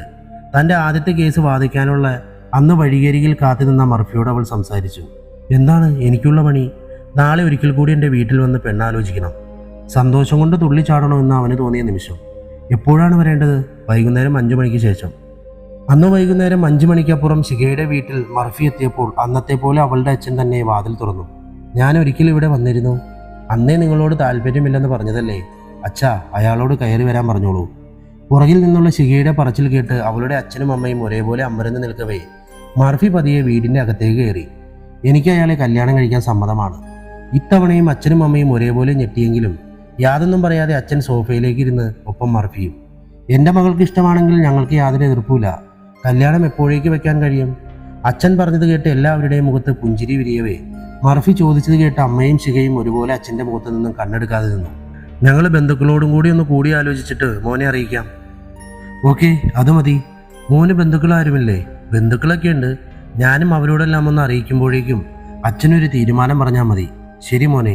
അന്ന് അവിടെ നിന്നും മർഫി ഇറങ്ങി 4 മാസം കഴിഞ്ഞുള്ള തീയതിക്കാണ് അവരുടെ കല്യാണം ഉറപ്പിച്ചത്. പക്ഷേ കല്യാണത്തിന് 3 ദിവസങ്ങൾക്ക് മുമ്പ് അവൾ അവളുടെ ഓഫീസിൽ വിഷം കഴിച്ച് ആത്മഹത്യ ചെയ്തു. അവരാ കല്യാണം എത്രത്തോളം ആഗ്രഹിച്ചതാകുമല്ലേ? വിനോദിന്റെ സംശയത്തിൽ ഉത്തരം നൽകാതെ നീനയും ഹൃതികയും മൗനമായിരുന്നു. ശിഖയുടെ ആത്മഹത്യയല്ലെന്ന് തെളിയിക്കുന്ന യാതൊന്നും അന്ന് മേഡത്തിന് കണ്ടെത്താൻ കഴിഞ്ഞില്ലേ? ഇല്ല നീന, അവിടെ ബലപ്രയോഗമൊന്നും നടന്നിട്ടില്ല. പുറമേ നിന്നും ആരും ആ ഓഫീസിൽ വന്നിട്ടുള്ളതിൻ്റെ ലക്ഷണങ്ങൾ യാതൊന്നും ഉണ്ടായിട്ടില്ല. അവൾ വാദിച്ചിരുന്ന കേസ് പോലും യാതൊരു സംശയവും ഉളവാക്കുന്നവയായിരുന്നില്ല. അവളുടെ ശരീരത്തിൽ വിഷത്തിന്റെ സാമ്പിൾ കണ്ടെത്തിയിരുന്നു. എന്തിനേറെ ആ ഓഫീസ് മുറിയിൽ നിന്ന് സംശയാസ്പദമായ ഒരു ഫയൽ പോലും കണ്ടെത്താൻ പോലീസിന് കഴിഞ്ഞിട്ടില്ല. പിന്നെ എങ്ങനെ അതൊരു കൊലപാതകമാണെന്ന് ഞങ്ങൾ തെളിയിക്കും? അതും ശരിയാണ്. പക്ഷെ മർഫിക്ക് ആ തെളിവുകൾ എവിടുന്ന് കിട്ടിക്കാണും? ഞാനും അത് തന്നെയാണ് ആലോചിക്കുന്നത്. മർഫിക്കും എവിടെന്നാണ് കിട്ടിയതെന്ന്. അവൻ കല്യാണം കഴിക്കാനിരുന്ന കുട്ടിയല്ലേ പോയത്? നഷ്ടം അവനും അവളുടെ വീട്ടുകാർക്കും മാത്രമാണ്. അവൻ ആ കേസിന്റെ പുറകെ നിന്നും പോയിട്ടില്ല. അതുകൊണ്ടായിരിക്കണം ഇപ്പോൾ അവനും ഈ ലോകത്ത് നിന്നും ഇല്ലാതായത്. വിനോദ് പറഞ്ഞത് ശരിയാകുമെന്ന് രണ്ടുപേർക്കും തോന്നിയെങ്കിലും ശിഖയുടേത് ആത്മഹത്യയല്ലെന്ന് വിശ്വസിക്കാൻ കഴിയാതെ ഹൃതിക തലയ്ക്ക് കൈകൊടുത്തിരുന്ന് ഡ്രൈവ് ചെയ്തു. രേഖാചിത്രം അയച്ചു കൊടുത്ത സ്ഥലങ്ങളിൽ നിന്നും ഒരു അപ്ഡേഷനും വന്നിട്ടില്ലല്ലോ. ഹൃതികയുടെ ചോദ്യം കേട്ട് വിനോദ് അവളെ നോക്കി. നമ്മൾ വന്ന വഴിക്ക് കുറെ ചെക്കിങ് കണ്ടതല്ലാതെ മറ്റൊരു അപ്ഡേഷനും ഇതുവരെ ഇല്ല മാഡം. അയാളിപ്പോൾ എവിടെയായിരിക്കും എന്നതിനേക്കാൾ ഉപരി അയാൾ ആരായിരിക്കുമെന്നാണ് ഞാൻ ചോദിക്കുന്നത്. ഹൃതികയുടെ ചോദ്യം രണ്ടുപേരോടും കൂടിയായിരുന്നു. താൻ താടി വെച്ച ഫോട്ടോയും കയ്യിലേന്തി തനിക്ക് വേണ്ടി പോലീസ് നടത്തുന്ന ഓരോ ചെക്കിങ്ങും അറിഞ്ഞുകൊണ്ട് അയാൾ മുന്നോട്ട് നീങ്ങിക്കൊണ്ടേയിരുന്നു. ഏകദേശം ഹൃതികയ്ക്കും വിനോദിനും അല്പം മുൻപേ തന്നെ. ഓരോ ചെക്കിങ് കഴിയുന്തോറും അയാളുടെ ആത്മവിശ്വാസം കൂടിക്കൂടി വന്നുകൊണ്ടേയിരുന്നു. ദുഷ്യന്ത് ഒരുക്കി വച്ചിരിക്കുന്ന കെണി മനസ്സിൽ കാണാതെ താൻ മൂന്നാറിലേക്കാണ് പോകുന്നതെന്ന് പോലീസ് മനസ്സിലാക്കിയ സ്ഥിതിക്ക് ദുഷ്യന്തും അത് മനസ്സിലാക്കി കാണുമെന്ന വിവരം അയാൾ ഊഹിച്ചിരുന്നു. ഒരുപക്ഷെ പോലീസ് അവിടെ ഉണ്ടായിരിക്കും. അങ്ങനെയാണെങ്കിൽ എങ്ങനെ അവർ രണ്ടിനെയും ഇല്ലാതെയാക്കും? അയാളുടെ ഊഹം പോലെ തന്നെ അതേ സമയം തന്നെ വിനോദിന്റെ മനസ്സിൽ ആ ബുദ്ധി ഉദിച്ചു. മാഡം, നമുക്ക് ദുഷ്യന്ത് താമസിക്കുന്ന റിസോർട്ടിൽ കുറച്ച് പോലീസുകാരെ നിർത്തിച്ചൂടെ? അങ്ങനെയാണെങ്കിൽ കൊലയാളി എത്തുന്ന സമയത്ത് തന്നെ അയാളെ കസ്റ്റഡിയിലെടുക്കാൻ കഴിയില്ലേ? അപ്പോൾ നമുക്ക് അവരുടെ ജീവൻ രക്ഷിക്കാനും കഴിയും. ആ പറഞ്ഞത് സത്യമാണ്. ഏകദേശം നമ്മൾ എത്താറായി തുടങ്ങി. താൻ മൂന്നാർ സ്റ്റേഷനിൽ വിളിച്ച് വിവരം പറ. കേൾക്കേണ്ട താമസം. വിനോദ് മൂന്നാർ സ്റ്റേഷനിലേക്ക് കോൾ ചെയ്തു. Hello police station. ഹലോ, ഞാൻ എറണാകുളം ACP ആണ്. പറയൂ സാർ. നിങ്ങൾ എത്രയും വേഗം കുറച്ച് പോലീസുകാർ അവന്യൂ പാർക്ക് റിസോർട്ടിലെത്തണം. ലൊക്കേഷൻ ഞാൻ ഷെയർ ചെയ്യാം. ഞങ്ങൾ തേടുന്ന ഒരു കൊലയാളി ഞങ്ങൾക്ക് മുന്നേ അവിടെ എത്താനുള്ള സാധ്യതയുണ്ട്. അയാളെ എത്രയും വേഗം കസ്റ്റഡിയിലെടുക്കണം. അയാൾ ഒറ്റയ്ക്കാണോ സാർ? ഒറ്റയ്ക്കാണോന്ന് അറിയില്ല. ഒറ്റയ്ക്കാകാനാണ് സാധ്യത കൂടുതൽ. Okay sir. ഒരു കാരണവശാലും അയാൾ നിങ്ങളുടെ കയ്യിൽ നിന്നും മിസ്സാകരുത്. ഇല്ല സാർ, ഞങ്ങൾ നോക്കിക്കോളാം. എന്നെ എത്രയും പെട്ടെന്ന് എൻ്റെ നമ്പറിലേക്കൊന്ന് വാട്സപ്പ് ചെയ്യേ. Okay sir. കോള് കട്ട് ചെയ്ത് വാട്സപ്പ് മെസ്സേജിന് വേണ്ടി വെയിറ്റ് ചെയ്യവേ വിനോദ് ഹൃതികയെ നോക്കി. നിന്റെ പ്രേതത്തോടുള്ള പേടിയൊക്കെ പോയോ? പ്രേതമൊന്നുമല്ലെന്ന് ഉറപ്പായ സ്ഥിതിക്ക് എന്തിന് പേടിക്കണം മാഡം? അപ്പോൾ പിന്നെ കത്തിപ്പോയ മർഫിയുടെ ഫോണിലെ ലൊക്കേഷനോ? അതൊരു ചോദ്യമാണ്. പക്ഷേ പ്രേതമൊന്നും ആയിരിക്കില്ല. വിനോദിന്റെ ഫോണിൽ വാട്സപ്പ് മെസ്സേജ് വന്നതും ലൊക്കേഷൻ ഷെയർ ചെയ്ത ശേഷം അവൻ സൈബർ സെല്ലിലേക്ക് കോൾ ചെയ്തു. മർഫിയുടെ ലൊക്കേഷൻ ഇപ്പോൾ എവിടെ? ഇപ്പോൾ മൂന്നാർ മാത്രമേ കാണിക്കുന്നുള്ളൂ. ബാക്കി എല്ലാ ലൊക്കേഷനും മാഞ്ഞിരിക്കുന്നു. മൂന്നാറിലെവിടെ? അവന് പോകേണ്ട റിസോർട്ടിന്റെ അടുത്ത്. ഓ ഗോഡ്. സൈബർ സെല്ലിൽ മറുപടി നൽകാതെ തന്നെ കോൾ കട്ട് ചെയ്ത ശേഷം അവൻ മൂന്നാർ സ്റ്റേഷനിലേക്ക് കോൾ ചെയ്തു. ഹലോ, നമ്മൾ തേടുന്ന ആൾ അവിടെ എത്തിക്കഴിഞ്ഞു. ഞങ്ങളും അവിടെ എത്താറായി സാർ. കോള് കട്ട് ചെയ്ത ശേഷം ബാക്കിയുള്ള കിലോമീറ്റർ കൂടി വിനോദ് നോക്കി. 10 കിലോമീറ്റർ. നമുക്കിനിയും 10 കിലോമീറ്റർ കൂടിയുണ്ട്. അയാളാണെങ്കിൽ അവിടെ എത്തിക്കഴിഞ്ഞു. പേടിക്കാനില്ല വിനോദ്, പോലീസുകാരെ അവിടെ എത്തിക്കോളും. അതുമല്ലെങ്കിൽ ദുഷ്യന്ത് എന്തെങ്കിലും വഴി കണ്ടിട്ടുണ്ടാവും. അയാൾ നിസ്സാരക്കാരനല്ല. ഹൃതികയുടെ വാക്കുകൾക്ക് മറുപടി നൽകാതെ വിനോദ് നീനയും അക്ഷമരായിരുന്നു. റിസോർട്ടിന് മുന്നിൽ ബൈക്ക് നിർത്തിയ അയാൾ തൻ്റെ ബാഗ് നേരെ ഇട്ടുകൊണ്ട് ബൈക്കിൽ നിന്നും ഇറങ്ങി ഗേറ്റിന് മുന്നിലേക്ക് സാവധാനം നടന്നു നീങ്ങി. ദശ്വന്ത് വിഹാൻ, ഉത്തര ഫൽഗുനി. തൻ്റെ ഇരകളുടെ പേരുകൾ മനസ്സിൽ പറഞ്ഞുകൊണ്ട് റിസോർട്ടിൻ്റെ ഗേറ്റുകൾ അയാൾ കടന്ന് അല്പദൂരം മുന്നോട്ട് നീങ്ങിയതും അയാൾ അറിയാതെ സാവധാനം ശബ്ദമുണ്ടാക്കാതെ രണ്ടുപേര് ചേർന്ന് ഗേറ്റടച്ച് ലോക്ക് ചെയ്തു. ഈ ഉത്തര ഫൽഗുനിയും ദശ്വന്ത് വിഹാനും ഏത് കോട്ടേജിലാണ്? റിസപ്ഷനിൽ അത് ചോദിക്കുമ്പോൾ തൻ്റെ ചുറ്റിലുമായി നിലയുറപ്പിച്ച 3 പേരുടെ ഉദ്ദേശലക്ഷ്യം മനസ്സിലാക്കാൻ കഴിയാതെ റിസപ്ഷനിലിരിക്കുന്ന ആളുടെ മറുപടിക്കായി അയാൾ അക്ഷമയോടെ കാത്തുനിന്നു. ക്ഷമിക്കണം, താങ്കളിപ്പോൾ പറഞ്ഞ ആളുകളുടെയാണ് ഈ റിസോർട്ട്. സാറും മാഡവും അല്പം തിരക്കിലാണ്. അല്പം കഴിഞ്ഞ് അവരെ കാണാൻ കഴിയൂ. അയാൾ പറഞ്ഞ് അവസാനിപ്പിക്കുന്നതിന് മുമ്പേ തന്നെ റിസപ്ഷനിലെ ഫോൺ റിങ് ചെയ്ത് കഴിഞ്ഞിരുന്നു. ഹലോ, അവന്യ റിസോർട്ട്, ഞാൻ ദശ്വന്താണ്. ഇപ്പോൾ റിസപ്ഷനിൽ വന്നിരിക്കുന്ന ആളെ അകത്തേക്ക് കടത്തിവിട്. Okay sir. അയാളുടെ മുഖത്തേക്ക് നോക്കിക്കൊണ്ട് റിസപ്ഷനിസ്റ്റ് ഫോണിന്റെ റിസീവർ താഴെ വെച്ച ശേഷം ടേബിളിന്റെ ഡോർ തുറന്ന് അയാൾ കാണാതെ ഒരു ഗണ്ണെടുത്ത് കയ്യിൽ വെച്ച ശേഷം അയാളുടെ അരികിലേക്ക് നടന്നു നീങ്ങവേ ചുറ്റും കൂടി നിന്നവരുടെ മുഖത്തേക്ക് നോക്കി കണ്ണുകൊണ്ട് ആംഗ്യം കാണിച്ച് അയാളുടെ അരികിലേക്ക് എത്തി. വരൂ സാർ, നിങ്ങളെയും കൂട്ടി അവിടേക്ക് ചെല്ലാൻ പറഞ്ഞിരിക്കുന്നു. കോട്ടേജ് പറഞ്ഞു തന്നാൽ ഞാൻ തനിയെ പോയിക്കോളാം. അത് സാരമില്ല, ഞങ്ങൾ നിങ്ങളുടെ ഒപ്പം വരാം. അയാൾ പറഞ്ഞു തീരും മുൻപേ തൻ്റെ പുറകിൽ നിന്നൊരുവൻ അയാളുടെ ബാഗിൽ പിടിച്ച് വലിച്ചൂരിയെടുത്ത ശേഷം അയാളെ ഡോറിന്റെ അരികിലേക്ക് തള്ളി നീക്കി. മാം, വേഗം നടക്ക്. റിസപ്ഷനിസ്റ്റ് പോയ വഴിയെ നടന്നു നീങ്ങുമ്പോൾ അയാളുടെ മുഖത്ത് പുഞ്ചിരി വിടർന്നതും അയാളും റിസപ്ഷനിസ്റ്റിന്റെ പുറകെ നടന്നു. ഇതേസമയം റിസോർട്ടിന്റെ പുറത്തെത്തിയ മൂന്നാർ പോലീസിന്റെ ജീപ്പ് അടഞ്ഞു കിടക്കുന്ന ഗേറ്റിന് മുന്നിൽ സഡൻ ബ്രേക്കിട്ട് ആടി ഉലഞ്ഞു നിന്നു. ഗേറ്റ് ലോക്കാണല്ലോ, ഇനി എന്ത് ചെയ്യും? ഡ്രൈവർ പറഞ്ഞത് കേട്ട് SI വിനോദിന്റെ നമ്പറിൽ കോൾ ചെയ്തു. സാർ, ഞങ്ങൾ സ്പോട്ടിലെത്തി. But റിസോർട്ടിന്റെ gate ലോക്കാണ്. എങ്ങനെയെങ്കിലും അകത്ത് കിടന്ന് നിങ്ങൾ അയാളെ കണ്ടെത്തണം. അയാൾ അപകടകാരിയാണ്. മതിൽ ചാടാമല്ലേ? യെസ്, ഞങ്ങൾക്കിനി 5 കിലോമീറ്റർ കൂടെ ബാക്കിയുള്ളൂ. ഞങ്ങൾ എത്തുന്നതിന് മുമ്പേ തന്നെ നിങ്ങൾ അയാളെ കണ്ടെത്തിയേ മതിയാകൂ. Okay sir. കോള് കട്ട് ചെയ്ത് ഡ്രൈവറും SIയും കോൺസ്റ്റബിൾമാരും കൂടി വേഗത്തിൽ മതിൽ ചാടി റിസോർട്ടിനകത്ത് പ്രവേശിച്ചു കഴിഞ്ഞിരുന്നു. വരണം വരണം മിസ്റ്റർ. ഡോർ തുറന്നു വന്ന റിസപ്ഷനിസ്റ്റിന്റെ പുറകെ വന്ന അയാളെ സ്വാഗതം ചെയ്തുകൊണ്ട് ദശ്വന്ത് ഉത്തരയുടെ അരികിലിരുന്ന് കാലിന് മുകളിൽ കാൽ കയറ്റി വെച്ചു. സാർ, ഇതാണ് അയാളുടെ ബാഗ്. പുറകെ വന്ന ഒരുവൻ അയാളുടെ ബാഗ് ദശ്വന്തിന്റെ മുൻപിലെ ചില്ലുകൊണ്ടുള്ള ടേബിളിൽ വെച്ച ശേഷം അയാളുടെ പുറകിലേക്ക് നീങ്ങി നിന്നു. ഞാൻ തന്നെ കണ്ടിട്ട് പോലുമില്ല, പിന്നെന്തിനാണ് എൻ്റെ സുഹൃത്തുക്കളെ ഞാൻ ഇല്ലാതാക്കിയത്? ബാഗ് കയ്യിലെടുത്തുകൊണ്ട് ദശ്വന്ത് ചോദിച്ചത് കേട്ട് മറുപടി നൽകാതെ അയാൾ പുഞ്ചിരി തൂകിയതും പുറകെ നിന്നവൻ അവൻ്റെ തലയിൽ പിടിച്ച് അയാളുടെ അരികിലേക്ക് തൂണിലെ ചില്ലിലേക്ക് ആഞ്ഞടിച്ചു. പൊട്ടിച്ചിതറിയ ചില്ലുകളിൽ കുറച്ചു ഭാഗം അയാളുടെ തലയിൽ തറച്ചു കയറിയതും ചോരയൊലിക്കുന്ന കവിളുകളുമായി അയാൾ മുട്ടുകുത്തി നിലത്തേക്ക് ഇരുന്നു പോയി. പിള്ളേർക്കൽപ്പം കലിപ്പ് കൂടുതലാ, താനത് കാര്യമാക്കണ്ട. ദശ്വന്ത് അയാളുടെ ബാഗ് തുറക്കുമ്പോൾ ഉത്തര പറഞ്ഞത് കേട്ട് അവിടെ കൂടി നിന്നവരെല്ലാവരും ഉറക്കെ ചിരിച്ചുകൊണ്ടേയിരുന്നു. എന്താണോ ഇതില്? ഞങ്ങളെ കൊല്ലാനുള്ള ആയുധങ്ങളോ അതോ വല്ല ബോംബുമാണോ? മറുപടി നൽകാതെ നിലത്ത് മുട്ടുകുത്തിയിരുന്നു കൊണ്ട് അയാൾ വീണ്ടും പുഞ്ചിരിച്ചതും പുറകിൽ നിന്ന മറ്റൊരുവൻ അയാളുടെ പുറത്തേക്ക് ആഞ്ഞു ചവിട്ടി. ചിരിക്കുന്നോടാ നായെ. ദശ്വന്തിന്റെ മുൻപിലെ ടേബിളിൽ അരികിലേക്ക് തെറിച്ചു വീണ അയാൾ ഒന്ന് ഉരുണ്ട ശേഷം മലർന്നു കിടന്നുകൊണ്ട് ഉത്തരയുടെ മുഖത്തേക്ക് നോക്കിയതും ബാഗിന്റെ ഉള്ളിൽ കൈ കടത്തിയ ദശ്വന്തിന്റെ കയ്യിൽ ഒരു ഫയൽ തടഞ്ഞു. പ്രോജക്ട് അഗസ്ത്യ. ഫയലിലെ പേര് മനസ്സിൽ വായിച്ചുകൊണ്ട് ദശ്വന്ത് അത് ഉത്തരയ്ക്ക് നേരെ നീട്ടിയതും പുറമേ നിന്ന് പോലീസ് അവരുടെ അരികിലേക്ക് ഓടിയെത്തി കഴിഞ്ഞിരുന്നു. ഇതാണോ ആ കൊലയാളി? കണ്ണുകളടച്ച് ചോരയൊലിപ്പിച്ച് മലർന്നു കിടക്കുന്ന അയാളെ നോക്കി SI ചോദിച്ചത് കേട്ട് ദശ്വന്ത് എഴുന്നേറ്റ് SIയുടെ അരികിലേക്ക് നടന്നതും അയാൾ സാവധാനം നിലത്ത് നിന്ന് എഴുന്നേൽക്കാൻ ശ്രമിച്ചതും 2 പേര് ചേർന്ന് അയാളെ പൊക്കിയെടുത്ത് ആ ചില്ലിന്റെ ടേബിളിന് മുകളിലേക്ക് എടുത്തിട്ടതും ഒരുമിച്ചായിരുന്നു. മേലാസകലം ചില്ല് തറച്ചു കയറിയ അയാൾ വേദന കൊണ്ട് നിലത്ത് കിടന്ന് പൊളഞ്ഞതും ഒരിറ്റ് ശബ്ദം പോലും അയാളിൽ നിന്ന് പുറത്തു വരാത്തത് ശ്രദ്ധിച്ച അവർക്ക് അരിശം കൂടി. കൊന്നു കളയട്ടെ സാർ ഈ നായിന്റെ മോനെ. കൂടെയുള്ളവരുടെ ചോദ്യം കേട്ട് ദശ്വന്ത് അവർക്ക് നേരെ കൈ ഉയർത്തിയ ശേഷം അരയിൽ നിന്ന് ഗണ്ണെടുക്കുന്നത് കണ്ട് SI ദശ്വന്തിന്റെ കയ്യിൽ കയറി പിടിച്ചു. വേണ്ട, ഇയാളെ കൊണ്ടുപോകാൻ മുതിർന്ന ഉദ്യോഗസ്ഥർ വന്നുകൊണ്ടിരിക്കുകയാണ്. ഇയാൾക്ക് എന്തെങ്കിലും സംഭവിച്ചാൽ ഞങ്ങൾ ഉത്തരവാദിത്തം പറയേണ്ടി വരും. ഗേറ്റിന് പുറത്ത് കാർ പാർക്ക് ചെയ്ത ഹൃതിക ഒരു വെടിയൊച്ച കേട്ടുകൊണ്ടാണ് കാറിൽ നിന്നും വെളിയിലേക്ക് ഇറങ്ങിയത്. ഓ ഷിറ്റ്, നമ്മൾ ലേറ്റായല്ലോ വിനോദ്. വേഗത്തിൽ ഗേറ്റ് ചാടിക്കിടന്ന ഹൃതികയും വിനോദും വെടിയൊച്ച കേട്ടിടത്തേക്ക് എത്തിയതും നമ്മളെ കൊലപ്പെടുത്താൻ വന്ന ഇവനെ ഇങ്ങനെ വെറും കൈയോടെ വിട്ടാൽ നമുക്കല്ലേ അതിന് നാണക്കേട്?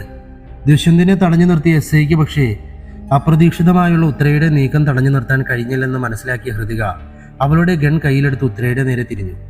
നിങ്ങൾ എന്ത് പണിയാണ് കാണിച്ചത്? ജീവനോടെ കയ്യിൽ കിട്ടേണ്ട ഒരു കൊലപാതകിയാണ് നിങ്ങൾ. നിലത്ത് കമിഴ്ന്നു കിടന്ന് പുളയുന്ന ആൾ ആരാണെന്നറിയാനുള്ള തിടുക്കത്തിൽ വിനോദ അയാളെ മലർത്തി കിടത്തിയതും കൊലയാളിയുടെ മുഖം കണ്ട് ഹൃതിക ആകെ അമ്പരന്ന് നിന്നു. ഡോക്ടർ അതുൽ ചന്ദ്രൻ. മർഫിയുമായി യാതൊരു ബന്ധവുമില്ലാത്ത ഇയാളെങ്ങനെ? ഹൃതികയുടെ മനസ്സിൽ ഒരുപാട് ചോദ്യങ്ങൾ അലയടിച്ചതും വിനോദ അയാളെ എടുത്തുപൊക്കി തോളിലേക്ക് ഇട്ടതും മർഫിയുടെ മുഖത്ത് കണ്ടതുപോലെ ഒരു ചുവന്ന നിറം അതുലിന്റെ മുഖത്ത് മിന്നിമായുന്നത് അവളുടെ ശ്രദ്ധയിൽപ്പെട്ടിരുന്നു. ഡോ, ഇവിടെ എവിടെയാണ് ആശുപത്രി ഉള്ളത്? എസ് ഐയോടുള്ള വിനോദിന്റെ ചോദ്യം കേട്ട് നിലത്ത് കിടന്ന ഫയലും അയാൾ കൊണ്ടുവന്ന ബാഗും ഹൃതിക കയ്യിലെടുത്ത് കഴിഞ്ഞിരുന്നു. ആശുപത്രിയൊന്നും ഇവിടെ അടുത്തില്ല സാർ. പിന്നെയുള്ളത് ഒരു ചെറിയ ക്ലിനിക്കാണ്. ക്ലിനിക്കെങ്കിൽ ക്ലിനിക്ക്. വേഗം അയാൾ അങ്ങോട്ടേക്ക് കൊണ്ടുപോകാൻ നോക്ക്. ഹൃതിക പറഞ്ഞത് കേട്ട് അതുലിനെയും കൊണ്ട് വിനോദ് വേഗത്തിൽ പുറത്തേക്ക് നടന്നതും മൂന്നാർ എസ് ഐയും ഒപ്പം പോലീസുകാരും അവർക്കൊപ്പം വെളിയിലേക്ക് നടന്നു. ഇത് ആരുടേതാണ്? അയാൾ കൊണ്ടുവന്നതാണ്. കൂടെ നിന്ന് സെക്യൂരിറ്റി മറുപടി പറയുമ്പോൾ ദുഷ്യന്തും ഉത്തരയും ഹൃതികയ്ക്ക് മുന്നിൽ സോഫയിലേക്ക് ഇരുന്നു. അയാൾക്ക് എന്തെങ്കിലും സംഭവിച്ചാൽ നിങ്ങൾക്കെതിരെ കൊലക്കുറ്റത്തിന് എനിക്ക് കേസെടുക്കേണ്ടി വരും. ചുമ്മാ പേടിപ്പിക്കില്ല മേഡം. അയാൾ ഞങ്ങളെ കൊലപ്പെടുത്താൻ ശ്രമിച്ചു. സ്വയരക്ഷയ്ക്കായി എൻ്റെ ഭാര്യ അയാളെ ഷൂട്ട് ചെയ്തു. ഇതിനേക്കാൾ വലിയ തെറ്റുകൾ ചെയ്തിട്ട് നിഷ്പ്രയാസം ഞങ്ങൾ വെളിയിൽ വന്നിട്ടുണ്ട്. അതുകൊണ്ട് ഓലപ്പാമ്പിനെ കാണിച്ച് പേടിപ്പിക്കാൻ നൽകാതെ മേഡം വേഗം ചെല്ലാൻ നോക്ക്. തൻ്റെ അഹങ്കാരത്തിനുള്ളത് മർഫി തന്നെ തനിക്ക് ഒരുക്കി വെച്ചിട്ടുണ്ട്. അതെന്തായാലും താനെ അനുഭവിച്ച് തന്നെ തീർക്കേണ്ടി വരും. അപ്പോൾ നമുക്ക് ഒരിക്കൽ കൂടി കാണാം. എന്നെ രക്ഷിക്കാൻ എനിക്കറിയാം മേഡം. മേഡത്തിനെ രക്ഷിക്കാൻ ആരൊക്കെ കൂടെ ഉണ്ടാവുമെന്ന് ഉറപ്പിച്ചിട്ട് വേണം എന്നോട് കളിക്കാൻ ഇറങ്ങാൻ. പിന്നെ മർഫിയുടെ കാര്യം, ആ അധ്യായം ഇന്നലെ രാത്രിയോടെ അവസാനിച്ചു. അവൻ്റെ കാമുകി ആ വക്കീൽ പെണ്ണ്, അവൾ വിചാരിച്ചിട്ട് പോലും ഞങ്ങളെ ഒരു ചുക്കും ചെയ്യാൻ കഴിഞ്ഞില്ല. പിന്നല്ലേ മേഡം. മേഡം, പുറകെ നിന്നുള്ള നീനയുടെ വിളി കേട്ട് ദുഷ്യന്തിനോടുള്ള അരിശത്തിൽ അവൾ തിരിഞ്ഞു നോക്കി. ആളല്പം സീരിയസ് കണ്ടീഷനിലാണ്. മേഡം വേഗം വാ. അതുലിൻ്റെ ബാഗും ഫയലും കയ്യിലെടുത്തുകൊണ്ട് ദുഷ്യന്തിനെയും ഉത്തരയെയും ഒരിക്കൽ കൂടി നോക്കിയ ശേഷം ഹൃതിക വേഗത്തിൽ വെളിയിലേക്ക് നടന്നു. നിങ്ങൾ മുന്നിൽ പോക്കോളൂ, ഞങ്ങൾ പുറകെ വരാം. Okay madam. Munnar S I jeep മുന്നോട്ടെടുത്തതും നീനയും ഹൃതികയും വേഗത്തിൽ കാറിൽ കയറി. അവർ കൊല്ലപ്പെടേണ്ടവർ തന്നെയാണ് വിനോദ്. മുന്നിൽ പോയ പോലീസ് ജീപ്പിന്റെ പുറകെ നീങ്ങുമ്പോൾ ഹൃതിക പറഞ്ഞത് കേട്ട് വിനോദ് അവളുടെ മുഖത്തേക്ക് നോക്കി. മേഡം അറിയുമോ ഇയാളെ? ഇത് കോതമംഗലം ആശുപത്രിയിലെ ഡോക്ടർ അതുൽ ചന്ദ്രനാണ്. ഇയാളാണ് മർഫിയുടെ ബോഡി പോസ്റ്റ്മോർട്ടം ചെയ്തത്. ഇയാളെന്തിന് മർഫിയുടെ ശത്രുക്കളെ ഇല്ലാതാക്കി? വിനോദിന്റെ ചോദ്യത്തിന് ഉത്തരം നൽകാൻ കഴിയാതെ ഹൃതിക മൗനത്തിലായി. ഞാനും അത് തന്നെയാണ് ആലോചിക്കുന്നത്. പോസ്റ്റ്മോർട്ടം ചെയ്തെന്നല്ലാതെ മർഫിയുമായി ഇയാൾക്ക് യാതൊരു ബന്ധവുമില്ല. എന്നിട്ടും ഇയാള്... പോലീസ് ജീപ്പിന് പുറകെ ക്ലിനിക്കിന്റെ ഗേറ്റ് കിടന്ന ഹൃതിക വണ്ടി പാർക്ക് ചെയ്തു. നീനയും വിനോദും കൂടി അതുലിനെ എടുത്ത് കാറിൽ നിന്നും പുറത്തേക്ക് ഇറങ്ങിയതും പോലീസുകാരെല്ലാവരും കൂടി ചേർന്ന് അയാളെ ക്ലിനിക്കിനകത്തേക്ക് എത്തിച്ചു. എന്ത് പറ്റിയതാണ്? ഒരാൾ ഷൂട്ട് ചെയ്തു. ആളെ സ്ട്രക്ചറിലേക്ക് കിടത്ത്. ചെയറിൽ നിന്നും ഡോക്ടർ എഴുന്നേറ്റതും ടേബിളിന് മുന്നിലെ നെയിം ബോർഡിൽ ഹൃതികയുടെ കണ്ണുകൾ ഉടക്കി നിന്നു. ഡോക്ടർ വിശ്വനാഥൻ ആനന്ദ്. നിങ്ങളെല്ലാവരും ഒന്ന് പുറത്തേക്ക് നിൽക്ക്. നഴ്സ് പറഞ്ഞതനുസരിച്ച് എല്ലാവരും ക്ലിനിക്കിന് പുറത്തേക്ക് നിന്നതും ഹൃതിക കാറിൽ കയറി സീറ്റിൽ തലചായ്ച്ച് കിടന്ന ആലോചനയിൽ മുഴുകി. എന്തിനായിരിക്കും ഡോക്ടർ അതുൽ മർഫിയുടെ ലക്ഷ്യം നിറവേറ്റാൻ തുനിഞ്ഞിറങ്ങിയത്? ദുഷ്യന്ത് പറഞ്ഞതനുസരിച്ച് ശിഖയുമായി അവർക്ക് എന്ത് ബന്ധമാണുള്ളത്? മർഫി പറഞ്ഞ പോലെ ശിഖയെ അവർ കൊലപ്പെടുത്തിയതായിരിക്കുമോ? മേഡം, നീനയുടെ വിളി കേട്ട് ഹൃതിക കണ്ണുകൾ സാവധാനം തുറന്നു. എന്താണ് നീന? അയാൾ രക്ഷപ്പെടുമോ? വലത് നെഞ്ചിലല്ലേ ബുള്ളറ്റ് തറച്ചിരിക്കുന്നത്? ഇന്റേണൽ ഡാമേജ് ഒന്നുമില്ലെങ്കിൽ ആൾക്കൊന്നും സംഭവിക്കില്ല. മറുപടി ഒരു മൂളൽ മാത്രം. നീന സാവധാനം കാറിൽ ചാരി നിന്നു. ശിഖയുടെ വിഷ്വൽ അവതാർ പറഞ്ഞ പോലെ അവളെ ആ ദുഷ്യന്ത് കൊലപ്പെടുത്തിയത് തന്നെ ആകുമോ? ഇതേ ചോദ്യം ഞാൻ എന്നോട് തന്നെ ചോദിക്കുകയായിരുന്നു നീന. ഹൃതികയുടെ മറുപടിയിലെ നിരാശ മനസ്സിലാക്കി അവർ നിശബ്ദയായി അല്പനേരം നിന്നതും ഹൃതികയ്ക്ക് പ്രോജക്റ്റ് അഗസ്റ്റിയയെ കുറിച്ച് ഓർമ്മ വന്നതോടെ അവൾ ആ ഫയലെടുത്ത് കയ്യിലെടുത്തു. പ്രോജക്റ്റ് അഗസ്റ്റിയ. ഫയൽ ഓപ്പൺ ചെയ്തതും യാതൊന്നും മനസ്സിലാകാതെ അവൾ തലയിൽ കൈവച്ചിരുന്നു. ഇതെന്താണെന്ന് വല്ലതും മനസ്സിലാകുന്നുണ്ടോ എന്നൊന്ന് നോക്കിക്കേ. ഫയൽ വാങ്ങി നീന അല്പനേരം കണ്ണുകൾ ഓടിച്ചു നോക്കിയ ശേഷം ഹൃതികയ്ക്ക് നേരെ തിരിഞ്ഞു. ഇത് ലെറ്റേഴ്സ് ആൻഡ് സിമ്പിൾസ്, കോഡുകളിലാണ് തയ്യാറാക്കിയിരിക്കുന്നത്. ഇത് ഡീകോഡ് ചെയ്താൽ എന്താണെന്ന് വ്യക്തമാകൂ. ഇതെങ്ങനെ ഡീകോഡ് ചെയ്യാൻ കഴിയും? എൻ്റെ ഊഹം ശരിയാണെങ്കിൽ മർഫിയുടെ ലാപ്ടോപ്പിൽ തന്നെ ഇതിനുള്ള ഉത്തരവും അടങ്ങിയിട്ടുണ്ടാവും. നമ്മൾ വലിയൊരു മണ്ടത്തരമാണ് ചെയ്തത്. എന്തു പറ്റി മേഡം? ആ ലാപ്ടോപ്പ് നമുക്ക് ഇവിടേക്ക് കൊണ്ടുവന്നാൽ മതിയായിരുന്നു. ഇതിനോടകം തന്നെ എല്ലാ സത്യങ്ങളും നമുക്ക് അറിയാൻ കഴിഞ്ഞേനെ. ശരിയാണ്. ഹൃതിക പറഞ്ഞതിനെ ശരിവെച്ചുകൊണ്ട് നീനയും കാറിലേക്ക് കയറി അക്ഷമരായിരുന്നതും വിനോദും അവരോടൊപ്പം ചേർന്നു. സമയം ഇഴഞ്ഞു നീങ്ങുന്നതിനോടൊപ്പം മൂവരുടെയും കണ്ണുകൾ സാവധാനം മയക്കത്തിലേക്ക് വഴുതി മാറി. മേഡം, മൂന്നാറസിയുടെ വിളി കേട്ട് മൂവരും കണ്ണുകൾ തുറന്നു. സർജറി കഴിഞ്ഞെന്നാ തോന്നുന്നത്. കാറിൽ നിന്നും ഇറങ്ങി ഹൃതിക ക്ലിനിക്കിന്റെ അകത്തേക്ക് കയറി. ഹായ് ഡോക്ടർ, ഞാൻ ഹൃതിക. ഹായ്. എങ്ങനെയുണ്ട് പേഷ്യന്റിന്റെ അവസ്ഥ? ചെറിയൊരു സെഡേഷനിലാണ്. ഒരു 2 മണിക്കൂറെങ്കിലും ആകും ബോധം വരാൻ. ബ്ലഡ് അല്പം പോയിരുന്നു. ബട്ട് ബുള്ളറ്റ് വലതു നെഞ്ചിലായിരുന്നതുകൊണ്ട് ഇന്റേണൽ ഡാമേജിനുള്ള സാധ്യത വിരളമാണ്. ആളെ ഇപ്പോൾ കൊണ്ടുപോകാൻ സാധിക്കുമോ? കൊണ്ടുപോയിക്കോളൂ. ബട്ട് അധികം സ്ട്രെയിൻ കൊടുക്കാതെ ശ്രദ്ധിക്കണം. Okay doctor. പിന്നെ ഒരു കാര്യം, മൂന്നാറസിയുടെയും കൂട്ടുകാരുടെയും മുഖത്തേക്ക് നോക്കിക്കൊണ്ട് ഡോക്ടർ പറയുന്നത് കേട്ട് ഹൃതികയ്ക്ക് എന്തോ ഒരു പന്തികേട് മണത്ത് തുടങ്ങിയിരുന്നു. എന്താണ് ഡോക്ടർ? അവരോടൊന്ന് പുറത്തേക്ക് നിൽക്കാൻ പറയുമോ? അതെന്തിനാ? ഹൃതിക പതിയെ തിരിഞ്ഞു നോക്കിയതും പോലീസുകാരെല്ലാം പുറത്തേക്ക് ഇറങ്ങി. നഴ്സ് ക്ലിനിക്കിന്റെ വാതിലകത്ത് നിന്നും ലോക്ക് ചെയ്യുന്നത് കണ്ട് കാറിലിരുന്ന വിനോദും നീനയും മുഖത്തോട് മുഖം നോക്കി. മാഡം, ഞാൻ പറയുന്ന കാര്യങ്ങൾ ശ്രദ്ധിച്ചു കേൾക്കണം. എന്തായിരിക്കും ഡോക്ടർക്ക് പറയാനുള്ളതെന്നുള്ള ആലോചനയിൽ ഹൃതിക കണ്ണിമ വെട്ടാതെ ഡോക്ടറെ തന്നെ ശ്രദ്ധിച്ചുകൊണ്ടേയിരുന്നതും നേഴ്സ് കൂടി അവർക്ക് അരികിലേക്ക് എത്തി. പ്രൊജക്ട് അഗസ്റ്റയുടെ ഫയൽ മാഡത്തിൻ്റെ കയ്യിലില്ലേ? അതെനിക്ക് വേണം. അത് ഞാൻ എങ്ങനെ അറിഞ്ഞു എന്നാകും? അതെ, അതൊക്കെ എനിക്കറിയാം. അതേപ്പറ്റിയുള്ള കൂടുതൽ വിശദീകരണങ്ങൾ പിന്നീട് ഞാൻ നൽകാം. ഇപ്പോൾ ആ ഫയൽ മാഡം എനിക്ക് തരണം. ഓക്കെ, അത് ഞാൻ തരാം. പക്ഷേ കൂടുതൽ വിവരങ്ങൾ എപ്പോഴാണ് എന്നോട് പറയുന്നത്? അധികം താമസിയാതെ തന്നെ മാഡം എല്ലാം അറിയും. ഇപ്പോൾ ഞാൻ പറയുന്ന കാര്യങ്ങൾ മാഡം ശ്രദ്ധിച്ച് കേൾക്കണം. ഓക്കെ, പറഞ്ഞോളൂ. ഡോക്ടർ അതുൽ ചന്ദ്ര എനിക്ക് നേരത്തെ അറിയാം. അയാൾ എന്നെ വിളിച്ചിട്ടാണ് ഇവിടേക്ക് വന്നത്. ഡോക്ടർ പറഞ്ഞതെല്ലാം ശ്രദ്ധിച്ച് കേട്ടിരുന്ന ഹൃതിക ഏകദേശം അരമണിക്കൂറിന് ശേഷം ക്ലിനിക്കിൻ്റെ ഡോർ തുറന്ന് വെളിയിലേക്ക് ഇറങ്ങി കാറിൻ്റെ അരികിലേക്ക് നടന്നു നീങ്ങി. ഡോക്ടർ എന്തു പറഞ്ഞു മാഡം? പറയാം, ആ ഫയൽ ഇങ്ങെടുക്ക്.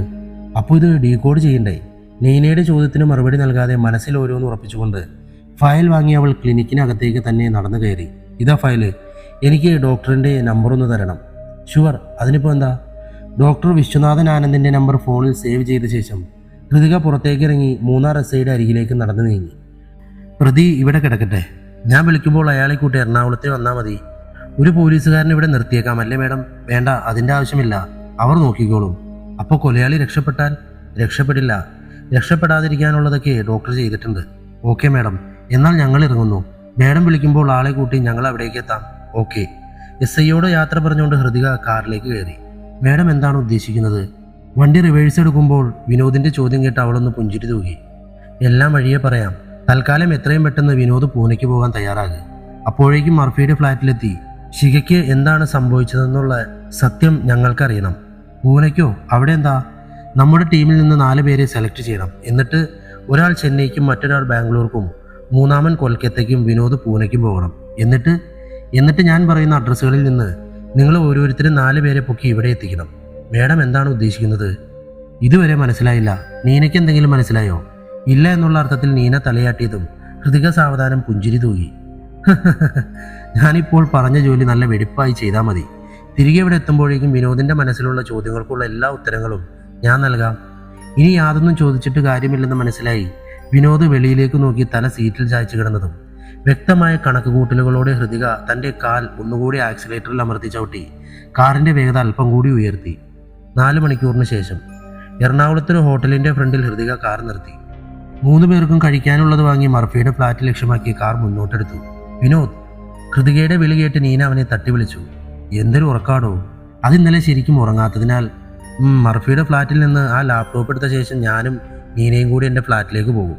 അപ്പോഴേക്കും താൻ ഭക്ഷണം കഴിച്ചിട്ട് വിശ്വസ്തരായ 4 പേരെ ഒരുമിച്ച് കൂട്ടി എത്രയും പെട്ടെന്ന് കാര്യങ്ങൾ പറഞ്ഞ് മനസ്സിലാക്കി ഞാൻ പറഞ്ഞ ലൊക്കേഷനിലേക്ക് പോകാൻ തയ്യാറാകണം. Okay madam. മർഫിയുടെ ഫ്ലാറ്റിന് മുന്നിൽ കാർ നിർത്തി ഹൃതിക നീനയുടെ നേരെ തിരിഞ്ഞു. താൻ പോയി ആ ലാപ്ടോപ്പും ചാർജറും എടുത്തുകൊണ്ട് വരൂ. എനിക്ക് അപ്പോഴേക്കും വിനോദിനോട് കുറച്ച് കാര്യങ്ങൾ പറയാനുണ്ട്. Okay madam. നീന പുറത്തേക്ക് ഇറങ്ങിയതും അവൾ വിനോദിന് നേരെ അഭിമുഖമായിരുന്നു. നമ്മൾ കരുതിയിലും ഭീകരമാണ് ഈ കേസിൻ്റെ അവസ്ഥ. എന്താണെന്ന് എന്നോട് പറഞ്ഞൂടെ മാഡം? പറയാം. അതിനു മുമ്പ് ആ 4 പേരെ യാതൊരു പിഴവും കൂടാതെ ഇവിടെ എത്തിക്കണം. എന്നാലേ ഈ മിഷൻ കംപ്ലീറ്റ് ആകൂ. അതിന് ഞാൻ എന്താണ് ചെയ്യേണ്ടത്? നിങ്ങൾ 4 പേര് ഞാൻ പറയുന്ന ലൊക്കേഷനുകളിൽ എത്തിക്കഴിഞ്ഞാൽ നമ്മുടെ ഇരകളുടെ അടുത്തേക്ക് ചെല്ലണം. എന്നിട്ട് അവരോട് പറയണം ജോസ് ഡാനിയൽ പറഞ്ഞയച്ചതാണെന്ന്. യാതൊരു കാരണവശാലും അവർക്കൊരു സംശയവും തോന്നാത്ത വിധം വേണം കാര്യങ്ങൾ മുന്നോട്ട് നീക്കാൻ. Okay madam. ഒരു സംശയം. എന്താണ്? അവർ ജോസ് ഡാനിയലിനെ കോണ്ടാക്ട് ചെയ്യാൻ ശ്രമിച്ചാലോ? അവർ കോണ്ടാക്ട് ചെയ്യില്ല. അവരുടെ പ്ലാൻ അതാണ്. മർഫിയെ കൊലപ്പെടുത്തിയവരാണവർ. അവർക്കതിനുള്ള പാരിതോഷികമായി കുറേ പണം നൽകാമെന്ന് ജോസ് ഡാനിയൽ പറഞ്ഞിട്ടുണ്ട്. നാട്ടിൽ പ്രോബ്ലം ഒന്നുമില്ലെന്നും തങ്ങളുടെ പ്ലാനിൽ മാറ്റം വരുത്തിയിട്ടുണ്ടെന്നും ക്യാഷ് നാട്ടിലെത്തിയ ശേഷം നൽകാമെന്നുമാണ് പറഞ്ഞിരിക്കുന്നതെന്നും പറഞ്ഞു വേണം അവരെ കൂട്ടി ഇങ്ങോട്ടേക്ക് എത്താൻ. ഓക്കെ ശരി. പക്ഷേ ഒരു സംശയം കൂടി. അപ്പോൾ അതിനിടയിൽ ജോസ് ഡാനിയൽ അവരെ കോണ്ടാക്ട് ചെയ്താലോ? അതിനുള്ള അവസരം ഉണ്ടാകാതെ ഞാൻ ശ്രദ്ധിച്ചോളാം. എങ്ങനെ? നാളെ രാവിലെ തന്നെ മർഫിയെ കൊലപ്പെടുത്തിയ കുറ്റത്തിന് ജോസ് ഡാനിയലിനെ ഞാൻ അറസ്റ്റ് ചെയ്യും. അപ്പോൾ തെളിവുകൾ? എൻ്റെ വിനോദേ, അവൻ്റെ വണ്ടി സ്പോട്ടിലുണ്ടായിരുന്നതിന് CCTV വിഷ്വൽസ് എവിഡൻസ് ആയിട്ടുണ്ട്. അത് മാത്രം മതി അവനെ എനിക്ക് പൊക്കാൻ.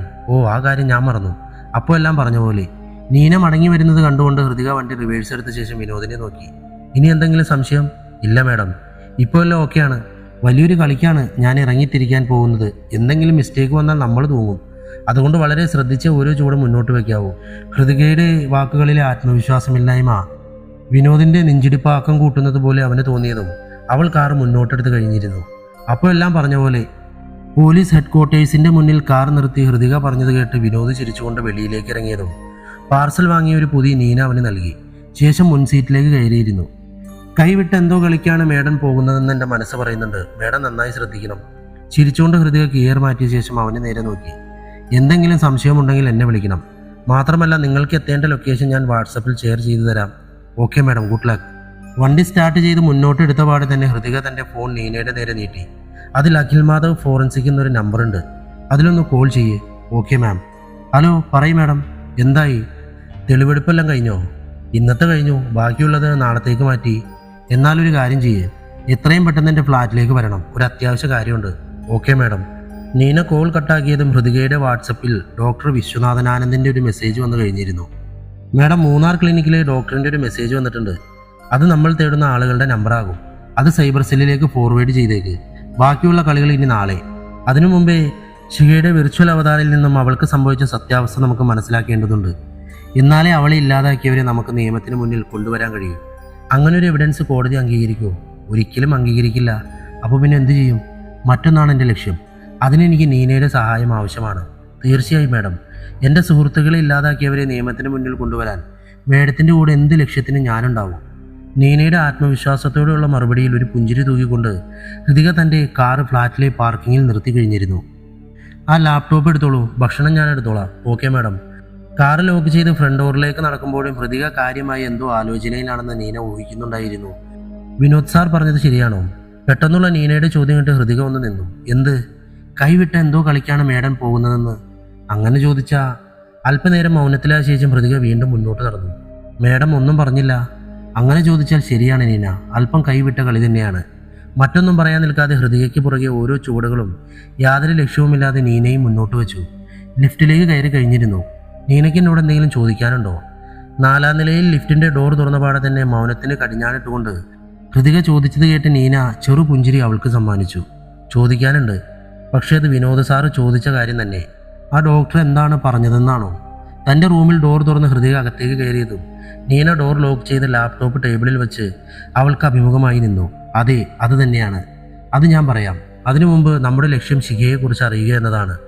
ഓക്കെ, മേഡത്തിൻ്റെ ഇഷ്ടം പോലെ. എന്നാൽ അഖിൽ വരുന്നതിന് മുമ്പേ തന്നെ വേഗം പോയി കുളിച്ചു വരൂ. ഭക്ഷണം കഴിച്ച ശേഷം നമുക്ക് ശിഖയുടെ ആ രഹസ്യം കണ്ടെത്താൻ ശ്രമിക്കാം. Okay madam.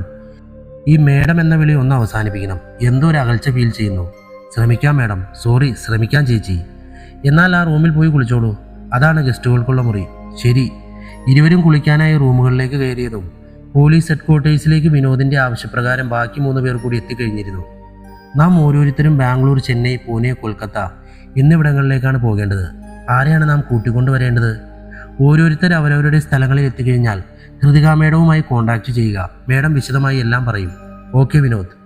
4 പേർ ഒരേ ലക്ഷ്യവുമായി 4 സ്ഥലങ്ങളിലേക്ക് പുറപ്പെട്ടതും ആദ്യം കുളി കഴിഞ്ഞിറങ്ങിയ ഹൃതിക തൻ്റെ ചാർജിലിട്ടിരുന്ന ഫോണെടുത്ത് ഡോക്ടർ വിശ്വനാഥൻ ആനന്ദിൻ്റെ മെസ്സേജ് വിനോദിന് ഫോർവേഡ് ചെയ്തു. ഇതാണ് നമ്മൾ തേടുന്ന ആളുകളുടെ നമ്പറുകൾ. അവരവരെത്തേണ്ട സ്ഥലങ്ങളിൽ എത്തിയാൽ മാത്രമേ ഈ നമ്പറുകളിൽ കോൺടാക്ട് ചെയ്യാവൂ എന്നത് പ്രത്യേകം ശ്രദ്ധിക്കണം. Okay madam. ഹൃതികയ്ക്ക് റിപ്ലൈ അയച്ചതിന് ശേഷം ഓരോ നമ്പറുകളും ഓരോ സ്ഥലങ്ങളിലേക്ക് പോകുന്ന വ്യക്തികൾക്കായി വിനോദ് ഫോർവേഡ് ചെയ്ത ശേഷം ഹൃതികയുടെ മുന്നറിയിപ്പും ഒപ്പം ടൈപ്പ് ചെയ്തതും കുളി കഴിഞ്ഞിറങ്ങിയ നീന ഹൃതികയുടെ അരികിലേക്ക് എത്തിച്ചേർന്നു. കഴിച്ചാലോ? നന്നായി വിശക്കുന്നുണ്ട്. നീനയുടെ അഭിപ്രായത്തെ മാനിച്ചുകൊണ്ട് ഫോൺ ടേബിളിൽ വെച്ച ശേഷം അവർ ഭക്ഷണം കഴിക്കാൻ ആരംഭിച്ചതും കോളിംഗ് ബെല്ലടിച്ചു. അഖിലായിരിക്കും. ഇരുന്നിടത്തു നിന്നും എഴുന്നേറ്റ് ഹൃതിക പോയി ഡോർ ഓപ്പൺ ചെയ്തതും മുന്നിൽ നിൽക്കുന്ന സ്ത്രീയെ കണ്ട് അവളാകെ അമ്പരന്ന് നീനയുടെ നേരെ തിരിഞ്ഞു. ആരാ? ഹൃതികയുടെ ചോദ്യം കേട്ടാണ് നീന ഡോറിന് നേരെ തലയുയർത്തിയത്. ഡോക്ടർ വിശ്വനാഥൻ ആനന്ദ് സാർ നിങ്ങളുടെ അടുത്തേക്ക് വരാൻ എന്നോട് ആവശ്യപ്പെട്ടു. ഹൃതിക ആവശ്യപ്പെടാതെ തന്നെ അവരുടെ റൂമിലേക്ക് കയറിയ ആ സ്ത്രീ വാതിലടച്ച് ലോക്ക് ചെയ്ത ശേഷം നീനയുടെ പ്ലേറ്റിൽ നിന്നും ഒരു പിടി വായിൽ വെച്ച് സോഫയിലേക്ക് ഇരുന്ന് ഇരുവരെയും മാറി മാറി നോക്കി. എന്താ ഇങ്ങനെ അമ്പരന്ന് നിൽക്കുന്നത്? ഹൃതികയുടെ അമ്പരപ്പ് മാറുന്നതിന് മുമ്പേ തന്നെ ആ സ്ത്രീയുടെ ചോദ്യം കേട്ട് നീന ഭക്ഷണം കഴിച്ച് എഴുന്നേറ്റു. എന്താ നിങ്ങളുടെ പേര്? അനീറ്റ. ഓ, അപ്പോൾ ഡോക്ടർ പറഞ്ഞ അനീറ്റ നിങ്ങളാണല്ലേ. നിങ്ങളുടെ കൂടെ വേറൊരാൾ കൂടി ഉണ്ടാകാറുണ്ടല്ലോ. അവരെവിടെ? ആരാ? ആദിത്യദേവാണോ? ചീഫ് ഉടനെ എത്തും. അതിനു മുമ്പേ നമുക്ക് ശിഖയെ പറ്റിയുള്ള രഹസ്യങ്ങൾ അറിയണം. മറ്റൊന്നും ചോദിക്കാതെ ഭക്ഷണം കഴിക്കാതെ തന്നെ നീനയുടെ പുറകെ ഹൃതികയും പ്ലേറ്റ് എടുത്ത് കിച്ചണിലേക്ക് നടന്നു നീങ്ങി. ആരാ ചേച്ചി അത്? അത് അനീറ്റ. അവരെ പറ്റി മൂന്നാറിലെ ഡോക്ടർ എന്നോട് പറഞ്ഞിരുന്നു. പക്ഷെ നേരിൽ കാണുന്നത് ഇപ്പോഴാണ്. ഉടനെ പ്രത്യക്ഷപ്പെടുമെന്ന് ഞാൻ കരുതിയില്ല. ഇനിയിപ്പോൾ എന്തു ചെയ്യും? സാരമില്ല, നമുക്ക് അവരുടെ കൂടി സഹായം ആവശ്യമായി വരും. അതുകൊണ്ട് തൽക്കാലം കൂടെ കൂട്ടാം. ചേച്ചിയുടെ ഇഷ്ടം പോലെ. എന്നാൽ അങ്ങോട്ട് ചെല്ല്, ഞാനിപ്പോൾ തന്നെ വരാം. നീന അനീറ്റയുടെ അരികിലേക്ക് നടന്നതും പ്ലേറ്റ് കഴുകി ഹൃതികയും അവരുടെ അരികിലേക്ക് എത്തിച്ചേർന്നു. താൻ പോയി ലാപ്ടോപ്പ് ഓപ്പൺ ചെയ്യേ. ഹൃതിക പറഞ്ഞതനുസരിച്ചുകൊണ്ട് നീന മർഫിയുടെ ലാപ്ടോപ്പ് കയ്യിലെടുത്ത് ഓപ്പൺ ചെയ്തതും ഒരിക്കൽ കൂടി കോണിബെല്ലിൻ്റെ ശബ്ദം മുഴങ്ങി. ആദിത്യദേവായിരിക്കുമോ? ഹൃതികയുടെ ചോദ്യം കേട്ട് അനീറ്റ തൻ്റെ കയ്യിലെ വാച്ചിലേക്ക് നോക്കിയ ശേഷം അവൾക്ക് നേരെ മുഖമുയർത്തി. ചീഫ് വരാറായിട്ടില്ല, ഇത് മറ്റാരോ ആകാം. എന്നാൽ അഖിലാകും. അഖിലിന് വേണ്ടി വാതിൽ തുറന്നു കൊടുത്തിട്ട് ഹൃതിക വന്ന് സോഫയിലേക്ക് ഇരുന്നു. കൂടെ അഖിലും നീനയും അനീറ്റയും ഒരുമിച്ചിരുന്നു. ഓണായി വന്ന ലാപ്ടോപ്പ് കയ്യിലെടുത്ത് ശിഖയുടെ പേരിലുള്ള ഫോൾഡർ നീന ഓപ്പൺ ചെയ്തു. അവസാനം 10011 എന്ന ബൈനറി കോഡ് നീന ടൈപ്പ് ചെയ്തതും ശിഖയുടെ വിർച്വൽ റിയാലിറ്റി ഒന്ന് മിന്നിത്തെളിഞ്ഞ ശേഷം അവർക്ക് മുന്നിൽ വ്യക്തമായി തെളിഞ്ഞു വന്നതും Shikha, hi Neena. Hi Hrithika madam. ഇന്നെനിക്ക് അറിയാത്തവർ 2 പേരുണ്ടല്ലോ. ഇത് അനീറ്റ, മറ്റേയാൾ അഖിൽ. എനിക്ക് ഹൃതികയുടെ ഫ്ലാഷ് ബാക്ക് അറിയണം. അവൾക്ക് യഥാർത്ഥത്തിൽ എന്താണ് സംഭവിച്ചതെന്ന് അറിഞ്ഞാലേ അവളെ ഇല്ലാതാക്കിയവരെ നിയമത്തിന് മുന്നിൽ കൊണ്ടുവരാൻ കഴിയൂ. ഓക്കെ, എല്ലാം ഞാൻ പറയാം. എല്ലാവരും ശിഖയുടെ മിസ്റ്ററി കേൾക്കാനായി കാതുകൂർപ്പിച്ചിരുന്നു. മർഫിയുടെയും ശിഖയുടെയും കല്യാണം ഫിക്സ് ചെയ്തതിൻ്റെ പിറ്റേ ദിവസം ശിഖ ട്രെയിനിങ് ചെയ്തിരുന്ന ഓഫീസിൽ ഒരു 5 വയസ്സുള്ള കുട്ടിയും ആ കുട്ടിയുടെ അമ്മയും കൂടി അഡ്വക്കേറ്റ് സലീം അഹമ്മദിനെ കാണാനായി എത്തിച്ചേർന്നിരുന്നു. പതിവ് പോലെ ബസ് സ്റ്റോപ്പിലേക്ക് നടക്കുന്ന വഴി മർഫിയെ കണ്ട ശിഖ അവനെ നോക്കി പുഞ്ചിരിച്ച് അവൻ്റെ അരികിൽ ചെന്ന് നിന്നു. ഇന്നത്തെ ജോഗിങ് എല്ലാം കഴിഞ്ഞോ മാഷേ? കഴിഞ്ഞല്ലോ. മാഷിനെന്താ ഇന്ന് പ്രോഗ്രാം? എന്നത്തെയും പോലെ തന്നെ ഇന്നും ഓഫീസിൽ പോകണം, കോടതിയിൽ പോകണം, തിരികെ വീട്ടിലേക്ക് വരണം. എന്നാ മേഡം ചെല്ല്. വൈകിട്ട് ഞാൻ പിക്ക് ചെയ്യാൻ വന്നാൽ ഇഷ്ടക്കുറവ് വല്ലതും ഉണ്ടോ? ഇന്ന് നിതാര വരും, അവളുടെ കൂടെ ഒന്ന് പുറത്തു പോകാമെന്ന് പറഞ്ഞിട്ടുണ്ട്. എന്നാലേ ഞാനും വരാം. അവളെ ഒന്ന് കണ്ടിട്ട് കുറേ നാളായല്ലോ. എന്നാൽ അങ്ങനെയാകട്ടെ. മർഫിയോട് യാത്ര പറഞ്ഞുകൊണ്ട് ശിഖ നടന്നു നീങ്ങി. തൻ്റെ കണ്ണുകളിൽ നിന്ന് മറയുന്നത് വരെ അവളെ തന്നെ ഉറ്റുനോക്കി അവൻ നിന്നു. ബസ് കയറി തൻ്റെ ഓഫീസിൻ്റെ മുമ്പിൽ എത്തിച്ചേർന്ന ശിഖ ആദ്യം കാണുന്നത് ഡോറിൻ്റെ മുന്നിൽ നിൽക്കുന്ന ഒരു പെൺകുട്ടിയെയും അവളുടെ അമ്മയെയുമാണ്. എന്താ ചേച്ചി? മോളെ സലീം അഹമ്മദ് സാറിനെ ഒന്ന് കാണാൻ വേണ്ടി വന്നതാ. സാർ കോടതിയിലേക്ക് നേരെ വരൂ. കോടതി കഴിഞ്ഞ് ഓഫീസിൽ വരാറുള്ളൂ. എപ്പോഴാണ് കോടതി കഴിയുന്നത്? അത് പറയാൻ പറ്റില്ല. ഇന്നത്തെ കേസ് കോടതി വിളിക്കുന്ന പോലെ ഇരിക്കും. ഡോർ തുറക്കുന്നതിൻ്റെ ഇടയിൽ ആ അമ്മയുടെ മുഖത്ത് വിരിഞ്ഞ നിരാശ വായിച്ചെടുത്തുകൊണ്ട് അവൾ അകത്തേക്ക് കയറി. ചേച്ചി കയറിയിരിക്കേ. ശരി മോളെ. ശിഖയ്ക്ക് പുറമെ ആ അമ്മയും മകളും കൂടി ഓഫീസിൻ്റെ അകത്തേക്ക് കയറിയിരുന്നതും എന്നത്തെയും പോലെ അവളുടെ ജോലിയിൽ അവൾ മുഴുകി. ആ ദിവസത്തെ കേസ് ഫയലുകളെല്ലാം സലീം അഹമ്മദിൻ്റെ ജൂനിയർ അഡ്വക്കേറ്റിൻ്റെ മേശപ്പുറത്ത് വെച്ച ശേഷം അവൾ ഓഫീസ് ക്ലീൻ ചെയ്ത് റെഡിയാക്കി ആ അമ്മയുടെ അരികിലേക്ക് എത്തി. സാറിനെ കാണണമെന്ന് ചേച്ചിക്ക് നിർബന്ധമാണോ? എന്തെങ്കിലും പറയാനാണെങ്കിൽ ഞാൻ കോടതിയിൽ പോകുമ്പോൾ എൻ്റെ കൂടെ വന്നാൽ മതി. കേസിൻ്റെ വല്ല കാര്യവുമാണെങ്കിൽ സാർ സംസാരിക്കില്ല. അത്യാവശ്യം എന്തെങ്കിലും പറയാനാണെങ്കിൽ പറഞ്ഞിട്ട് പോകാം. ശിഖ പറഞ്ഞത് കേട്ട് ആ അമ്മ തൻ്റെ കുട്ടിയുടെ മുഖത്തേക്കൊന്ന് നോക്കിയ ശേഷം അവളുടെ നേരെ തിരിഞ്ഞു. കേസിൻ്റെ കാര്യമാണ് മോളെ. സാർ വരുന്നത് വരെ ഞാൻ കാത്തിരുന്നോളാം. ശരി ചേച്ചി. സലീം അഹമ്മദിൻ്റെ ജൂനിയേഴ്സ് എല്ലാം തന്നെ ഓഫീസിൽ വന്നെങ്കിലും ആരും തന്നെ അമ്മയോട് സംസാരിക്കാനോ ഒന്നും ചോദിക്കാനോ നിൽക്കാതെ അവരവരുടെ കേസ് ഫയലുകൾ എടുത്തുകൊണ്ട് കോടതിയിലേക്ക് യാത്രയായതുകൊണ്ട് ശിഖയുടെ മനസ്സിൽ എന്തെന്നില്ലാത്ത വിഷമമുണ്ടായിരുന്നെങ്കിലും അവളും കോടതിയിലേക്ക് യാത്രയാകാൻ ഒരുങ്ങിയിരുന്നു. ചേച്ചി രാവിലെ വന്നതല്ല, എന്തെങ്കിലും കഴിച്ചായിരുന്നോ? അവളുടെ ചോദ്യം കേട്ട അമ്മയുടെ കണ്ണുകൾ നിറഞ്ഞു വന്നെങ്കിലും പെട്ടെന്ന് തൻ്റെ മുഖം മാറ്റിക്കൊണ്ട് കഴിച്ചു എന്നർത്ഥത്തിൽ അവൾ തലയാട്ടിയത് കണ്ട് മറുത്തൊന്നും ചോദിക്കാതെ അവളും കോടതിയിലേക്ക് യാത്രയായി. മണിക്കൂറുകൾക്ക് ശേഷം കോടതി പിരിഞ്ഞ വേളയിൽ അവൾ റൂമിലേക്ക് തിരിച്ചെത്തുമ്പോൾ ആ അമ്മയുടെ മടിയിൽ തലവെച്ച് കിടന്ന ആ കുട്ടി ഉറക്കത്തിലായിരുന്നു. ചേച്ചി, സാറിന്ന് വരുമെന്ന് തോന്നുന്നില്ല. എവിടേക്കോ അത്യാവശ്യമായി പോകാനുണ്ടെന്ന് പറഞ്ഞപ്പോൾ ഞാൻ ചേച്ചിയുടെ കാര്യം സൂചിപ്പിച്ചിരുന്നു. അപ്പോൾ എന്തു പറഞ്ഞു മോളെ? നാളെ വരാൻ പറഞ്ഞു. നാളെയോ എന്നുള്ള ചോദ്യം മാത്രം ഉന്നയിച്ചുകൊണ്ട് മടിയിൽ കിടന്ന കുട്ടിയെ വിളിച്ചുണർത്തി അവർ ബെഞ്ചിൽ നിന്നും എഴുന്നേറ്റു. സാറിനോട് എന്തെങ്കിലും പറയണോ ചേച്ചി? വിരോധമില്ലെങ്കിൽ ഇതൊന്ന് സാറിന് കൊടുത്തേക്കാമോ? കയ്യിലെ ബാഗിൽ നിന്നും ഒരു കൂടെടുത്ത് അവർ അവൾക്ക് നേരെ നീട്ടി. നാളെ എനിക്ക് വരാൻ പറ്റിയില്ലെങ്കിൽ മോളിതൊന്ന് സാറിന് കൊടുത്താൽ മതി. ശരി ചേച്ചി.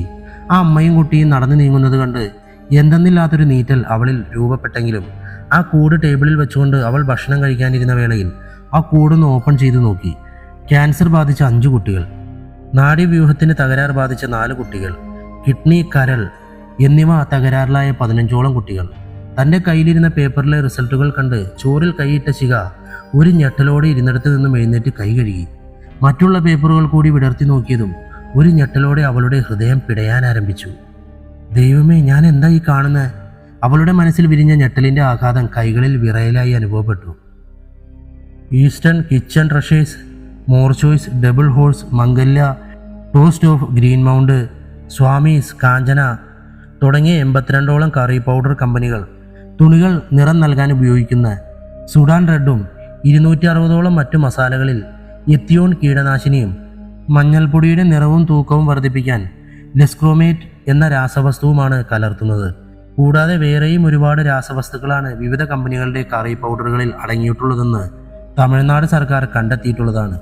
ഈ പറഞ്ഞ രാസവസ്തുക്കൾ ശരീരത്തിനകത്ത് ചെന്നാൽ ക്യാൻസർ, നാഡീവ്യൂഹത്തിന് തകരാർ, കിഡ്നി, കരൾ എന്നിവയുടെ പ്രവർത്തന തടസ്സം, ഇതെല്ലാമാണ് നാം ഓരോരുത്തരെയും കാത്തിരിക്കുന്നത്. എത്തിയോൺ കീടനാശിനി ചെറുതോതിൽ പല സന്ദർഭങ്ങളിലായി ശരീരത്തിന്റെ അകത്ത് ചെന്നാൽ ഛർദി, വയറിളക്കം, തലവേദന, തളർച്ച, പ്രതികരണ ശേഷി കുറയൽ, സംസാരം മന്ദഗതിയിലാവുക തുടങ്ങിയ പ്രശ്നങ്ങൾ ഉടലെടുക്കാൻ ആരംഭിക്കുമെന്നതിന് പുറമെ സന്ധിവാതത്തിനും ഇത് കാരണമാകാം. കൂടാതെ കാഴ്ചയും ഓർമ്മശക്തിയും കുറയും എന്നതിലുപരി മരണത്തിലേക്ക് വരെ നയിക്കാനുള്ള കാരണം വരെ ആയിത്തീരാം. ചെന്നൈ ഫുഡ് അനലൈസിസ് ലാബിൽ നടന്ന പരിശോധനയിലാണ് ഇത്തരം രാസവസ്തുക്കൾ കറി പൗഡറുകളിൽ അടങ്ങിയിട്ടുണ്ടെന്ന് കണ്ടെത്തിയത്. തമിഴ്നാട് ഫുഡ് കൗൺസിൽ ഈ വിവരം സ്ഥിരീകരിച്ചിട്ടുണ്ട്. മേൽപ്പറഞ്ഞ കമ്പനികളുടെ കറി പൗഡറുകൾ കേരളത്തിൽ വ്യാപകമായി വിൽക്കുന്നവയാണെങ്കിലും കേരളത്തിലെ ഭക്ഷ്യസുരക്ഷാ വകുപ്പ് യാതൊരു നടപടിയും കൈക്കൊള്ളാതെ എല്ലാം കണ്ണടച്ച് വിടുകയാണെന്നുള്ളതാണ് നാം ഏവരെയും തളർത്തിക്കളയുന്നത്. കൊടും വിഷം കലർന്ന കറിപ്പൊടികൾ യാതൊരു തടസ്സവും കൂടാതെ അതിർത്തി കടന്നെത്തുന്നു എന്നതാണ് ലജ്ജാവഹമായി തീരുന്നത്. ഭക്ഷ്യവസ്തുക്കളിലെ മായം കണ്ടെത്താനുള്ള പ്രാഥമിക ഉപാധികളായ അനിലിയൻ ക്ലോറൈഡ് ടെസ്റ്റ്, ലെസ്ക്രോമേറ്റ് ടെസ്റ്റ്, സ്റ്റാർച്ച് ടെസ്റ്റ്, ബോഡിസിൻ ടെസ്റ്റ് എന്നിവ പോലും നടത്താറില്ല എന്നതാണ് വാസ്തവം. തമിഴ്നാട്ടിൽ നിന്നും വരുന്ന അവന്യൂ കറി പൗഡറുകളിലാണ് വ്യാപകമായ തോതിൽ വിഷപദാർത്ഥങ്ങൾ അടങ്ങിയിട്ടുള്ളതെന്ന് മേൽപ്പറഞ്ഞ ടെസ്റ്റുകളിൽ നിന്ന് കണ്ടെത്തിയിട്ടുണ്ട്. ഇത്രയധികം നിയമലംഘനം ഉണ്ടായിട്ടും നടപടി വെറും പിഴയിൽ മാത്രം ഒതുങ്ങുകയാണെന്നതാണ് മറ്റൊരു വസ്തുത. തൻ്റെ കയ്യിലിരുന്ന പേപ്പറുകൾ ഓരോന്നായി അവസാനിച്ചതും ശിഖയുടെ മനസ്സിലൊരു ചോദ്യം ഉടലെടുത്തു. നാം സ്ഥിരമായി ഉപയോഗിക്കുന്ന കറി പൗഡറുകളിലാണോ ഇത്രയധികം മായം? മനസ്സിൽ തോന്നിയ ചോദ്യം അറിയാതെ ചുണ്ടുകൾ മൊഴിഞ്ഞതും സലീം അഹമ്മദിന്റെ ജൂനിയറിൽ ഒരാൾ ഓഫീസിലേക്ക് കയറി വന്നതുപോലും അവൾ അറിഞ്ഞില്ല. എന്താണ് ഇത്ര വലിയ ആലോചന? ഒരു ഞെട്ടലോടെ ശിഖ പേപ്പറിൽ നിന്നും തന്റെ മുഖമുയർത്തി. ഇതൊന്ന് വായിച്ചു നോക്കിക്കേ. അവൾ അയാൾക്ക് നേരെ ആ പേപ്പറുകൾ ഉയർത്തി. തനിക്കിത് എവിടെ നിന്ന് കിട്ടി? രാവിലെ ഒരു ചേച്ചിയും കുട്ടിയെയും കണ്ടില്ലേ? അവർ കൊണ്ടുവന്നതാണ്. സലീം സാറിനെ കണ്ട് കേസ് ഫയൽ ചെയ്യാനായിരിക്കും അവർ വന്നത്. എന്നിട്ട് സാറിനോട് താനിത് പറഞ്ഞോ? ഇല്ല, സാറ് വരില്ലെന്ന് പറഞ്ഞപ്പോൾ ഇതെൻ്റെ കയ്യിൽ തന്നിട്ട് അവർ പോയി. അപ്പോഴാണ് ഞാനിത് വായിച്ചു നോക്കുന്നത്. ഇത്രയധികം അനീതി ഇതിൽ അടങ്ങിയിട്ടുണ്ടെങ്കിൽ അത് നിർത്തേണ്ട സമയമായിട്ടില്ലേ സാറേ? തീർച്ചയായും നാളെ എന്തായാലും സലീം സാറിനെ താനിത് കാണിക്കണം. മറുപടി ഒരു മൂടലിൽ ഒതുക്കി കൈ കഴുകി അവൾ കഴിക്കാനായി വന്നിരുന്നു. ഒരിക്കൽ കൂടി ചോറിൽ കൈയിട്ട് അമ്മയുണ്ടാക്കിയ കറികളിലേക്ക് നോക്കി അവളുടെ ചിന്തകൾ ആ പേപ്പറുകളിലെ റിസൾട്ടുകളിൽ മിന്നിത്തെളിഞ്ഞു നിന്നു. ശേഷം അവൾ ഭക്ഷണം കഴിക്കാൻ കഴിയാതെ ഭക്ഷണപ്പൊതി ഒരിക്കൽ കൂടി മടക്കി വെച്ചിട്ട് കൈ കഴുകി വന്നിരുന്നു. അന്നത്തെ ദിവസം മൊത്തം അവൾ ആലോചനയിലായിരുന്നു. അല്പമൊക്കെ മായം കറി പൗഡറുകളിൽ ഉണ്ടെന്ന് അറിയാമായിരുന്നുവെങ്കിലും ഇത് ഇത്രത്തോളം ഭയാനകമാണെന്ന് അവൾ ഇപ്പോഴാണ് തിരിച്ചറിഞ്ഞത്. വൈകുന്നേരം നീനയുടെ ഫോൺ കോൾ വന്നപ്പോൾ അവളത് അറ്റൻഡ് ചെയ്തു. നീ എപ്പോഴാ വരുന്നേ? ഞാനിന്ന് വരുന്നില്ലടോ, ആകെ ഒരു സുഖമില്ല. എന്തു പറ്റി? എല്ലാം ഞാൻ പിന്നീട് വിശദമായി പറയാം. നമുക്ക് പിന്നീട് ഒരിക്കൽ കാണാം. അധികം സംസാരിക്കാതെ കോൾ കട്ട് ചെയ്ത ശിഖ അന്ന് മർഫിയോട് പോലും യാതൊന്നും പറയാതെ വീട്ടിലേക്ക് എത്തിച്ചേർന്നു. അന്ന് മൊത്തം അവളുടെ മനസ്സിലെ അമ്മയും കുഞ്ഞും മാത്രമായിരുന്നു. ആ റിസൾട്ടുകളിൽ പറഞ്ഞിട്ടുള്ളതുപോലെ എന്തോ മാരകമായ അസുഖം ആ കുട്ടിക്ക് ബാധിച്ചിട്ടുണ്ടെന്ന് അവളുടെ മനസ്സ് മന്ത്രിച്ചുകൊണ്ടേയിരുന്നു. അതുകൊണ്ട് മാത്രമാകണം തനിക്ക് അറിയാവുന്ന കുട്ടികളുടെ എല്ലാ ടെസ്റ്റ് റിസൾട്ടുകൾ സംഘടിപ്പിച്ചുകൊണ്ട് അവർ വന്നിരിക്കുന്നത്. അല്ലെങ്കിലും സ്വന്തം കുടുംബത്തിന് ബാധിച്ചാൽ മാത്രമേ എല്ലാ മനുഷ്യരിലെയും ആത്മാഭിമാനം ഉണരൂ. ഓരോന്ന് ആലോചിച്ചുകൊണ്ട് ശിഖ എപ്പോഴും ഉറങ്ങി. പിറ്റേ ദിവസം മർഫിയെ വഴിയിൽ കണ്ടെങ്കിലും അവനോട് ഇതേപ്പറ്റി പറയാതെ അവൾ ഓഫീസിൽ എത്തിച്ചേർന്നു. നീ ഇതിൻ്റെ പുറകെ ഒന്നും പോകണ്ട എന്ന് ആരെങ്കിലും എതിർത്താലോ എന്നുള്ള ഭയമുള്ളതുകൊണ്ട് അവൾ നീനയോടോ മർഫിയോടോ സ്വന്തം വീട്ടിലോ പോലും ഒന്നും പറയാതിരുന്നത്. അന്നവൾ ആ അമ്മയെ കണ്ടില്ല എങ്കിലും ആ റിസൾട്ടുകൾ മൊത്തം അവൾ സലീം അഹമ്മദിനെ ഏൽപ്പിച്ചതോടെയാണ് അവളിലെ ആ ഭാരം ഒന്നൊഴിഞ്ഞത്. ഇത് ഒരുപാട് പ്രശ്നമുണ്ടാകുന്ന കേസാകുമല്ലോ ശിഖ. പരാതിയും എവിഡൻസുകളും ടെസ്റ്റ് റിപ്പോർട്ടുകളും മാറി മാറി നോക്കിയ സലീം അഹമ്മദ് പറഞ്ഞത് കേട്ട് അവൾ നിശബ്ദയായി നിന്നു. ഏതായാലും അവർ ഒന്നുകൂടി വരട്ടെ. ഞാനില്ലെങ്കിലേ ഒരു വൈറ്റ് പേപ്പറിൽ അവരുടെ ഒരു ഒപ്പുകൂടി വാങ്ങിയിട്ട് വിട്ടാൽ മതി. കേസ് നമുക്ക് ഫയൽ ചെയ്യാമെന്ന് പറഞ്ഞേക്ക്. ശിഖയുടെ മുഖത്ത് പുഞ്ചിരി വിടർന്നെങ്കിലും അത് പുറത്തു കാണിക്കാതെ അവൾ സലീം അഹമ്മദിന്റെ മുഖത്തേക്ക് നോക്കി. ഓക്കെ സാർ, അവർ വന്നാൽ ഒപ്പ് വാങ്ങിയിട്ടേ ഞാൻ വിടൂ. ഇത്രയും വലിയ പ്രശ്നങ്ങളുണ്ടെങ്കിൽ നമ്മളത് നിർത്തിയേക്കണം സാർ. നാളെ നമുക്കും കുട്ടികളുണ്ടാകുമ്പോൾ അവർക്ക് എന്തെങ്കിലും അസുഖം വന്നതിന് ശേഷം പിന്നീട് പറഞ്ഞിട്ട് കാര്യമില്ലല്ലോ. അത് നേരാ. ഏതായാലും അവർ വരട്ടെ. ശരി സാർ. ഒരാഴ്ചയ്ക്ക് ശേഷം പതിയെ അവൾ കല്യാണത്തിരക്കിലേക്ക് വഴിതിരിഞ്ഞ വേളയിൽ ആ കേസിനെ പറ്റി മറക്കാൻ തുടങ്ങിയ നേരം ഒരു ദിവസം രാവിലെ ആ അമ്മയെ ഓഫീസിന്റെ മുമ്പിൽ കണ്ടതും എവിടെയായിരുന്നു ഇത്രയും ദിവസം? അത് ഇന്ന് മോളെവിടെ? വാക്കുകൾക്കായി അവർ പരതുന്ന വേളയിൽ അവൾ ഓഫീസ് തുറന്ന് അകത്തേക്ക് കയറി. കൂടെ അവരും. ഞാനൊന്ന് ചോദിച്ചാൽ ചേച്ചിക്ക് ഒന്നും തോന്നരുത്. എന്താ മോളെ? ചേച്ചിയുടെ മോൾക്ക് എന്തെങ്കിലും അസുഖമുണ്ടോ? ചേച്ചി തന്ന ആ പേപ്പറുകളെല്ലാം വായിച്ചിരുന്നു. അന്നു മുതൽ എനിക്ക് തോന്നിയ സംശയമായിരുന്നു അത്. മോളുടെ സംശയം ശരിയാണ്. എൻ്റെ മകൾക്ക് ക്യാൻസർ ആയിരുന്നു. അവളെ ചികിത്സിച്ച ഡോക്ടറാണ് എത്തിയോൺ അമിതമായി ശരീരത്തിലെത്തിയതിൻ്റെ ഫലമായിട്ടാണ് ക്യാൻസർ വന്നതെന്ന് സ്ഥിരീകരിച്ചത്. എന്നിട്ട് മോളെവിടെ? ആ അമ്മയുടെ കണ്ണുകൾ നിറഞ്ഞു തുളുമ്പുന്നത് കണ്ട് അവളുടെ വാക്കുകളിലും വിറയിൽ ബാധിച്ചിരുന്നു. അവൾ പോയി മോളെ. ഞാൻ ഇവിടെ വന്ന് പോയതിൻ്റെ പിറ്റേ ദിവസം. എന്ത് പറയണമെന്നറിയാതെ അവൾ വേഗം ഒരു വൈറ്റ് പേപ്പർ എടുത്ത് അവരുടെ അഡ്രസ്സ് എഴുതിയെടുത്ത ശേഷം മറ്റൊരു വൈറ്റ് പേപ്പറിൽ അവരെ കൊണ്ട് ഒപ്പിടിപ്പിച്ചു. ചേച്ചി പോയിക്കോളൂ. ചേച്ചിക്കും ചേച്ചിയുടെ മകൾക്കും ഒപ്പം ആ റിസൾട്ടിലുള്ള മറ്റു കുട്ടികൾക്ക് നീതി കിട്ടും വിധം സാർ എല്ലാം നോക്കിക്കോളും. ഉറപ്പാണോ മോളെ? ഉറപ്പ് ചേച്ചി. ഞാൻ സാറിനോടെല്ലാം പറഞ്ഞിരുന്നു. സാർ എനിക്ക് വാക്ക് തന്നിട്ടുണ്ട്. അവർ അവൾക്ക് നേരെ കൈ കൂപ്പിക്കൊണ്ട് ചേരിൽ നിന്നും എഴുന്നേറ്റ് നിന്നു. ഞാൻ ഒരുപാട് വക്കീലന്മാരുടെ അടുത്ത് പോയതാണ്. പക്ഷെ അവരാരും ഈ കേസ് ഏറ്റെടുക്കാൻ ധൈര്യം കാണിച്ചില്ല. അവസാനം ഒരു പോലീസുകാരനാണ് സലീം അഹമ്മദ് സാറിനെ ഒന്ന് കണ്ടു നോക്കാൻ പറഞ്ഞത്. ചേച്ചി പേടിക്കണ്ട, സാറെല്ലാം നോക്കിക്കോളും. അവരെ സമാധാനിപ്പിച്ചുകൊണ്ട് പറഞ്ഞയച്ചതിന് പിറ്റേ ദിവസം അവരുടെ സൈൻ ഇട്ട പേപ്പർ ശിഖ സലീം അഹമ്മദിന് കൈമാറി. ശേഷം ഓപ്പൺ കോർട്ടിൽ അയാൾ കേസ് ഫയൽ ചെയ്തതിൻ്റെ 3-ാം ദിവസം, അതായത് മർഫിയുമായുള്ള ശിഖയുടെ കല്യാണത്തിൻ്റെ 3 ദിവസങ്ങൾക്ക് മുമ്പ്, ഓഫീസ് ലോക്ക് ചെയ്യാൻ അവൾ തുടങ്ങുന്നതിന് തൊട്ടു മുമ്പ് ഓഫീസിൻ്റെ മുമ്പിൽ ഒരു ബെൻസ് കാറും ഒരു സ്കോർപിയോയും വന്നു നിന്നു. ഇതല്ലേ സലീം അഹമ്മദിൻ്റെ ഓഫീസ്? സ്കോർപിയോയിൽ നിന്നിറങ്ങിയ ആളുടെ ചോദ്യം ശരിവെച്ചുകൊണ്ട് ശിഖ പതിയെ തലയാട്ടി. അതെ, ഇത് തന്നെയാണ്. ഞങ്ങൾക്ക് അദ്ദേഹത്തെ ഒന്ന് കാണണമായിരുന്നു. സാർ പോയല്ലോ, ഇനി നാളെ വന്നാൽ മതി. അത് കഴിയില്ല കുട്ടി. ഞങ്ങൾക്ക് പറയാനുള്ളത് കുട്ടിയെങ്കിലും കേൾക്കണം. അവളുടെ അനുവാദം കൂടാതെ തന്നെ അയാൾ റൂമിൻ്റെ ഉള്ളിലേക്ക് പ്രവേശിച്ചതും ബെൻസിൽ നിന്നും ഒരു സ്ത്രീയും ഒരു പുരുഷനും കൂടി ഓഫീസിൻ്റെ അകത്തേക്ക് കയറി. താനെന്താ പുറത്ത് നിൽക്കുന്നത്? അകത്തേക്ക് കയറുവാ. തൻ്റെ ചുറ്റിലും നിൽക്കുന്നവരുടെ മുഖത്തേക്ക് നോക്കിക്കൊണ്ട് ശിഖ സാവധാനം അകത്തേക്ക് കയറിയതും കൂട്ടത്തിലൊരുവൻ തൻ്റെ കയ്യിലിരുന്ന ജ്യൂസിൻ്റെ കുപ്പിയിലേക്ക് 3 പിൽസ് പൊട്ടിച്ച ശേഷം അത് അവൾക്ക് നേരെ നീട്ടി. ഞങ്ങൾ നിന്നെ കാണാനാണ് ഇതുവരെ എത്തിയത്. നീ തുടങ്ങി വെച്ച കളി നിന്നോടൊപ്പം തന്നെ ഇല്ലാതാകണം. നിങ്ങൾ എന്തൊക്കെയാണ് ഈ പറയുന്നത്? കാര്യം മനസ്സിലാകാതെ ശിഖ പിന്തിരിയാൻ ശ്രമിച്ചതും കൂട്ടത്തിലെ ഒരുവൻ അവളെ പുറകിൽ നിന്നും പിടിച്ചു നിർത്തി. ഞാൻ റോജർ ഡേവിഡ്സൺ. നിനക്കുള്ള ജ്യൂസ് തയ്യാറാക്കിയത് ജോസ് ഡാനിയൽ. ആ ഇരിക്കുന്ന 2 പേരാണ് ഉത്തര ഫൽഗുനിയും ദശ്വന്ത് വിഹാനും. അവരാണ് അവന്യൂ ബിൽഡേഴ്സിൻ്റെ ഉടമകൾ. അവന്യൂ എന്ന് കേട്ടതും താൻ എന്ത് ചെയ്തിട്ടാണ് ഇവർ ഇവിടെ വന്നതെന്ന് ഊഹിച്ചെടുക്കാൻ ശിഖയ്ക്ക് സാധിച്ചിരുന്നു. നീ ഇത് കുടിക്കേ, ഞങ്ങൾക്ക് പോയിട്ട് ഒരുപാട് കാര്യങ്ങളുണ്ട്. വേണ്ട സാർ, നിങ്ങളുടെ പേരിൽ കേസ് രജിസ്റ്റർ ചെയ്തത് സലീം അഹമ്മദ് സാറാണ്. അവളുടെ വാക്കുകൾ അവസാനിച്ചതും ഉത്തരയുടെ കയ്യിലിരുന്ന മൊബൈലിൽ നിന്നും സലീം അഹമ്മദിന്റെ ശബ്ദം ശിഖയുടെ കാതുകളിൽ പതിച്ചു. ഈ കേസ് ഇരു ചെവിയറിയാതെ അവസാനിക്കണമെങ്കിൽ അവർ 2 പേരും ഇല്ലാതാകണം. തന്നെ പിടിച്ചിരിക്കുന്ന റോജർ ഡേവിഡ്സന്റെ കൈകൾ മുറുകുന്നതിനോടൊപ്പം തന്നെ ജോസ് ഡാനിയൽ അവളുടെ അരികിലേക്ക് എത്തി. ഒന്ന് കുതിരാൻ പോലും സമ്മതിക്കാത്ത വിധം കവളിൽ കുത്തിപ്പിടിച്ചുകൊണ്ട് വാ തുറപ്പിച്ചു. കൊലപാതകമാണെന്ന് ഒരു കുഞ്ഞിന് പോലും തോന്നാത്ത വിധമായിരിക്കണം നമ്മളിത് എക്സിക്യൂട്ടീവ് ചെയ്യേണ്ടത്. സലീം അഹമ്മദിന്റെ ശബ്ദം അവസാനിച്ചതിനോടൊപ്പം തന്നെ ശിഖയുടെ കണ്ണുകൾ നിറഞ്ഞു വന്നു. ഇതാണ് റോഹിപ്നോൾ ഡ്രഗ്. ഇതകത്ത് ചെന്നാൽ മതി. നീ പോലും അറിയാതെ നിന്നെ ഞങ്ങൾ യമലോകത്തേക്ക് പറഞ്ഞയച്ചേക്കാം. ശിഖയുടെ വായിലേക്ക് ഒഴിച്ചു കൊടുത്ത ജ്യൂസ് അവളുടെ തൊണ്ടക്കുഴിയിലൂടെ ഇറങ്ങിപ്പോകുന്നത് ശ്രദ്ധയോടെ വീക്ഷിച്ചിരുന്ന ദശ്വന്ത് ചാടി എഴുന്നേറ്റ് അവളുടെ കവിളിൽ ആഞ്ഞടിച്ചതും റോജർ അവളിൽ നിന്ന് തൻ്റെ കൈ വേർപ്പെടുത്തിയതും ഒരുമിച്ചായിരുന്നു. അടിയുടെ ആഘാതത്തിൽ നിലത്തേക്ക് തെറിച്ചു വീണ ശിഖയുടെ ശരീരത്തിൽ നിമിഷ നേരം കൊണ്ട് റേപ്പ് ഡ്രഗ് എന്നറിയപ്പെടുന്ന റോഹിപ്നോൾ ഡ്രഗ് അവളിൽ പ്രവർത്തനം തുടങ്ങിക്കഴിഞ്ഞിരുന്നു. തൻ്റെ ചുറ്റിലുമുള്ളവർ കറങ്ങുന്നതുപോലെ തോന്നി തുടങ്ങിയ ശിഖ കണ്ണുകൾ അടഞ്ഞു പോകുന്ന വേളയിലും കണ്ണുകൾ തുറന്നു പിടിക്കാനുള്ള വിഫല ശ്രമം നടത്തിയെങ്കിലും പരാജയമായിരുന്നു ഫലം. തൻ്റെ കണ്ണുകൾ കൂമ്പിയടയുന്ന അവസാന വേളയിലും അവളുടെ മനസ്സ് നിറയെ മറഫി മാത്രമായിരുന്നു.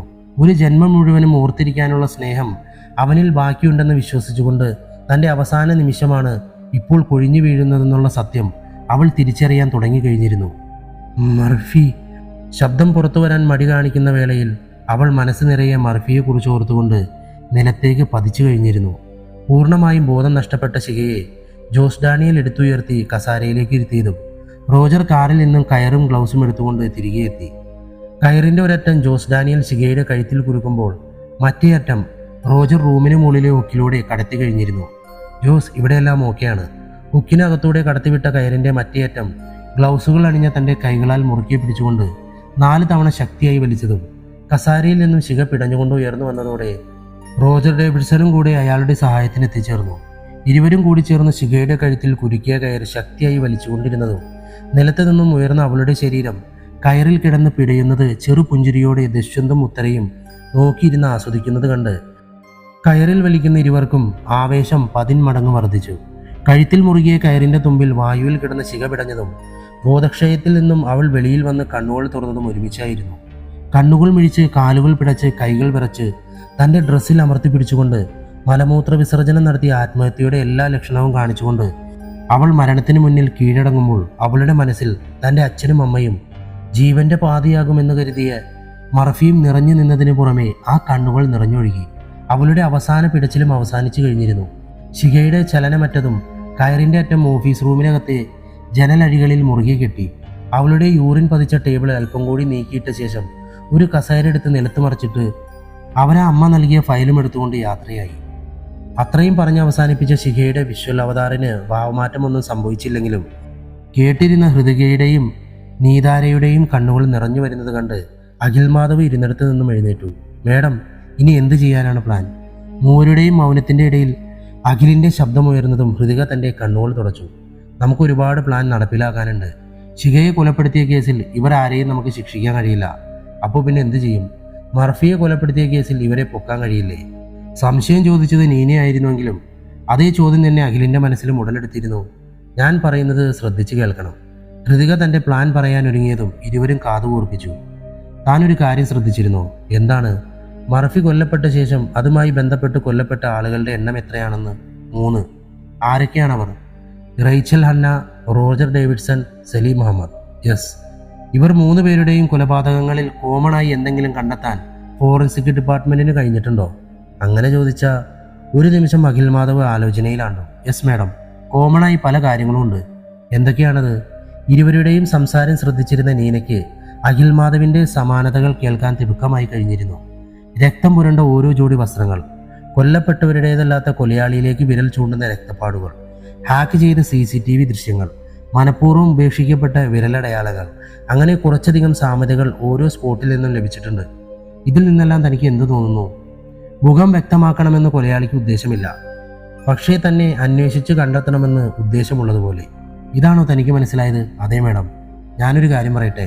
നീന ഇടയ്ക്ക് കയറിയത് കണ്ട് അഖിൽ മാധവും ഹൃതികയും അവൾക്ക് നേരെ തിരിഞ്ഞു. എന്താണ് തനിക്ക് തോന്നിയത്? താൻ പറഞ്ഞോളൂ. ഒരു സംശയം മാത്രമാണ്. ഓക്കെ, പറഞ്ഞോളൂ. കൊലയാളി ആരാണെന്ന് അറിയാൻ ഉദ്ദേശമില്ല, പക്ഷെ മറ്റൊരാളെ കൊടുക്കാനുള്ള തെളിവുകളാണോ ഉപേക്ഷിച്ചിരിക്കുന്നത്? Yes, exactly. നീനയുടെ മറുപടി കേട്ട് ചിരിച്ചുകൊണ്ട് ഹൃതിക ഇരുന്നിടത്ത് നിന്നും ചാടി എഴുന്നേറ്റു. നീന പറഞ്ഞത് ശരിയാണ്.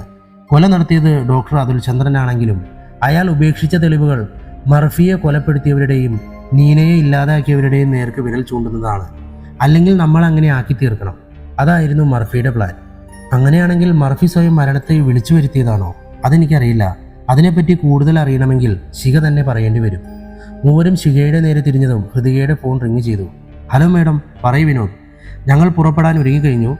ഓക്കെ, അവർക്ക് യാതൊരു സംശയവും തോന്നാത്ത വിധമായിരിക്കണം കൂട്ടിക്കൊണ്ടുവരേണ്ടത്. Okay madam. എന്താവശ്യമുണ്ടെങ്കിലും താൻ അപ്പോൾ തന്നെ വിളിക്കണം. ശരി മാഡം. കോള് കട്ട് ചെയ്ത് ഹൃതികയും ശിഖയുടെ നേരെ തിരിഞ്ഞു. ശിഖ.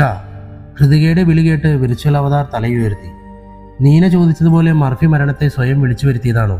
അതെ. മൂവരും മുഖത്തോട് മുഖം നോക്കി ആശ്ചര്യപ്പെട്ടു നിന്നു. എന്തിന്? ശിഖയില്ലാത്ത ഈ ലോകത്ത് മിസ്റ്റർ എമ്മിന് ഒറ്റയ്ക്ക് ജീവിക്കാൻ പറ്റുമായിരുന്നില്ല. വിശ്വസിക്കാൻ കഴിയുന്നില്ല. എന്നാലും മർഫി. നീനയ്ക്ക് തൻ്റെ മനസ്സിനെ പറഞ്ഞു വിശ്വസിപ്പിക്കാൻ അല്പം സമയം വേണ്ടി വന്നിരുന്നു. അവൻ ജീവനോടെ ഇരുന്ന് തന്നെ ശിഖയെ ഇല്ലാതാക്കിയവരോട് പ്രതികാരം ചെയ്താൽ പോരായിരുന്നു. ഇനി നമ്മുടെ ഊഴമാണ്. തൻ്റെ ശത്രുക്കളുടെ തെറ്റുകൾ പുറത്തു കൊണ്ടുവരാനും അവരോട് പകരം ചോദിക്കാനും മർഫി തൻ്റെ ജീവിതമാണ് ത്യാഗം ചെയ്തിരിക്കുന്നത്. അതുകൊണ്ട് നമ്മുടെ ഭാഗത്തു നിന്നും യാതൊരു മിസ്റ്റേക്കും വന്നുകൂടാ. മേഡം ഇപ്പോഴും പ്ലാൻ എന്താണെന്ന് പറഞ്ഞില്ല. ഹൃതിക പറഞ്ഞു തുടങ്ങി.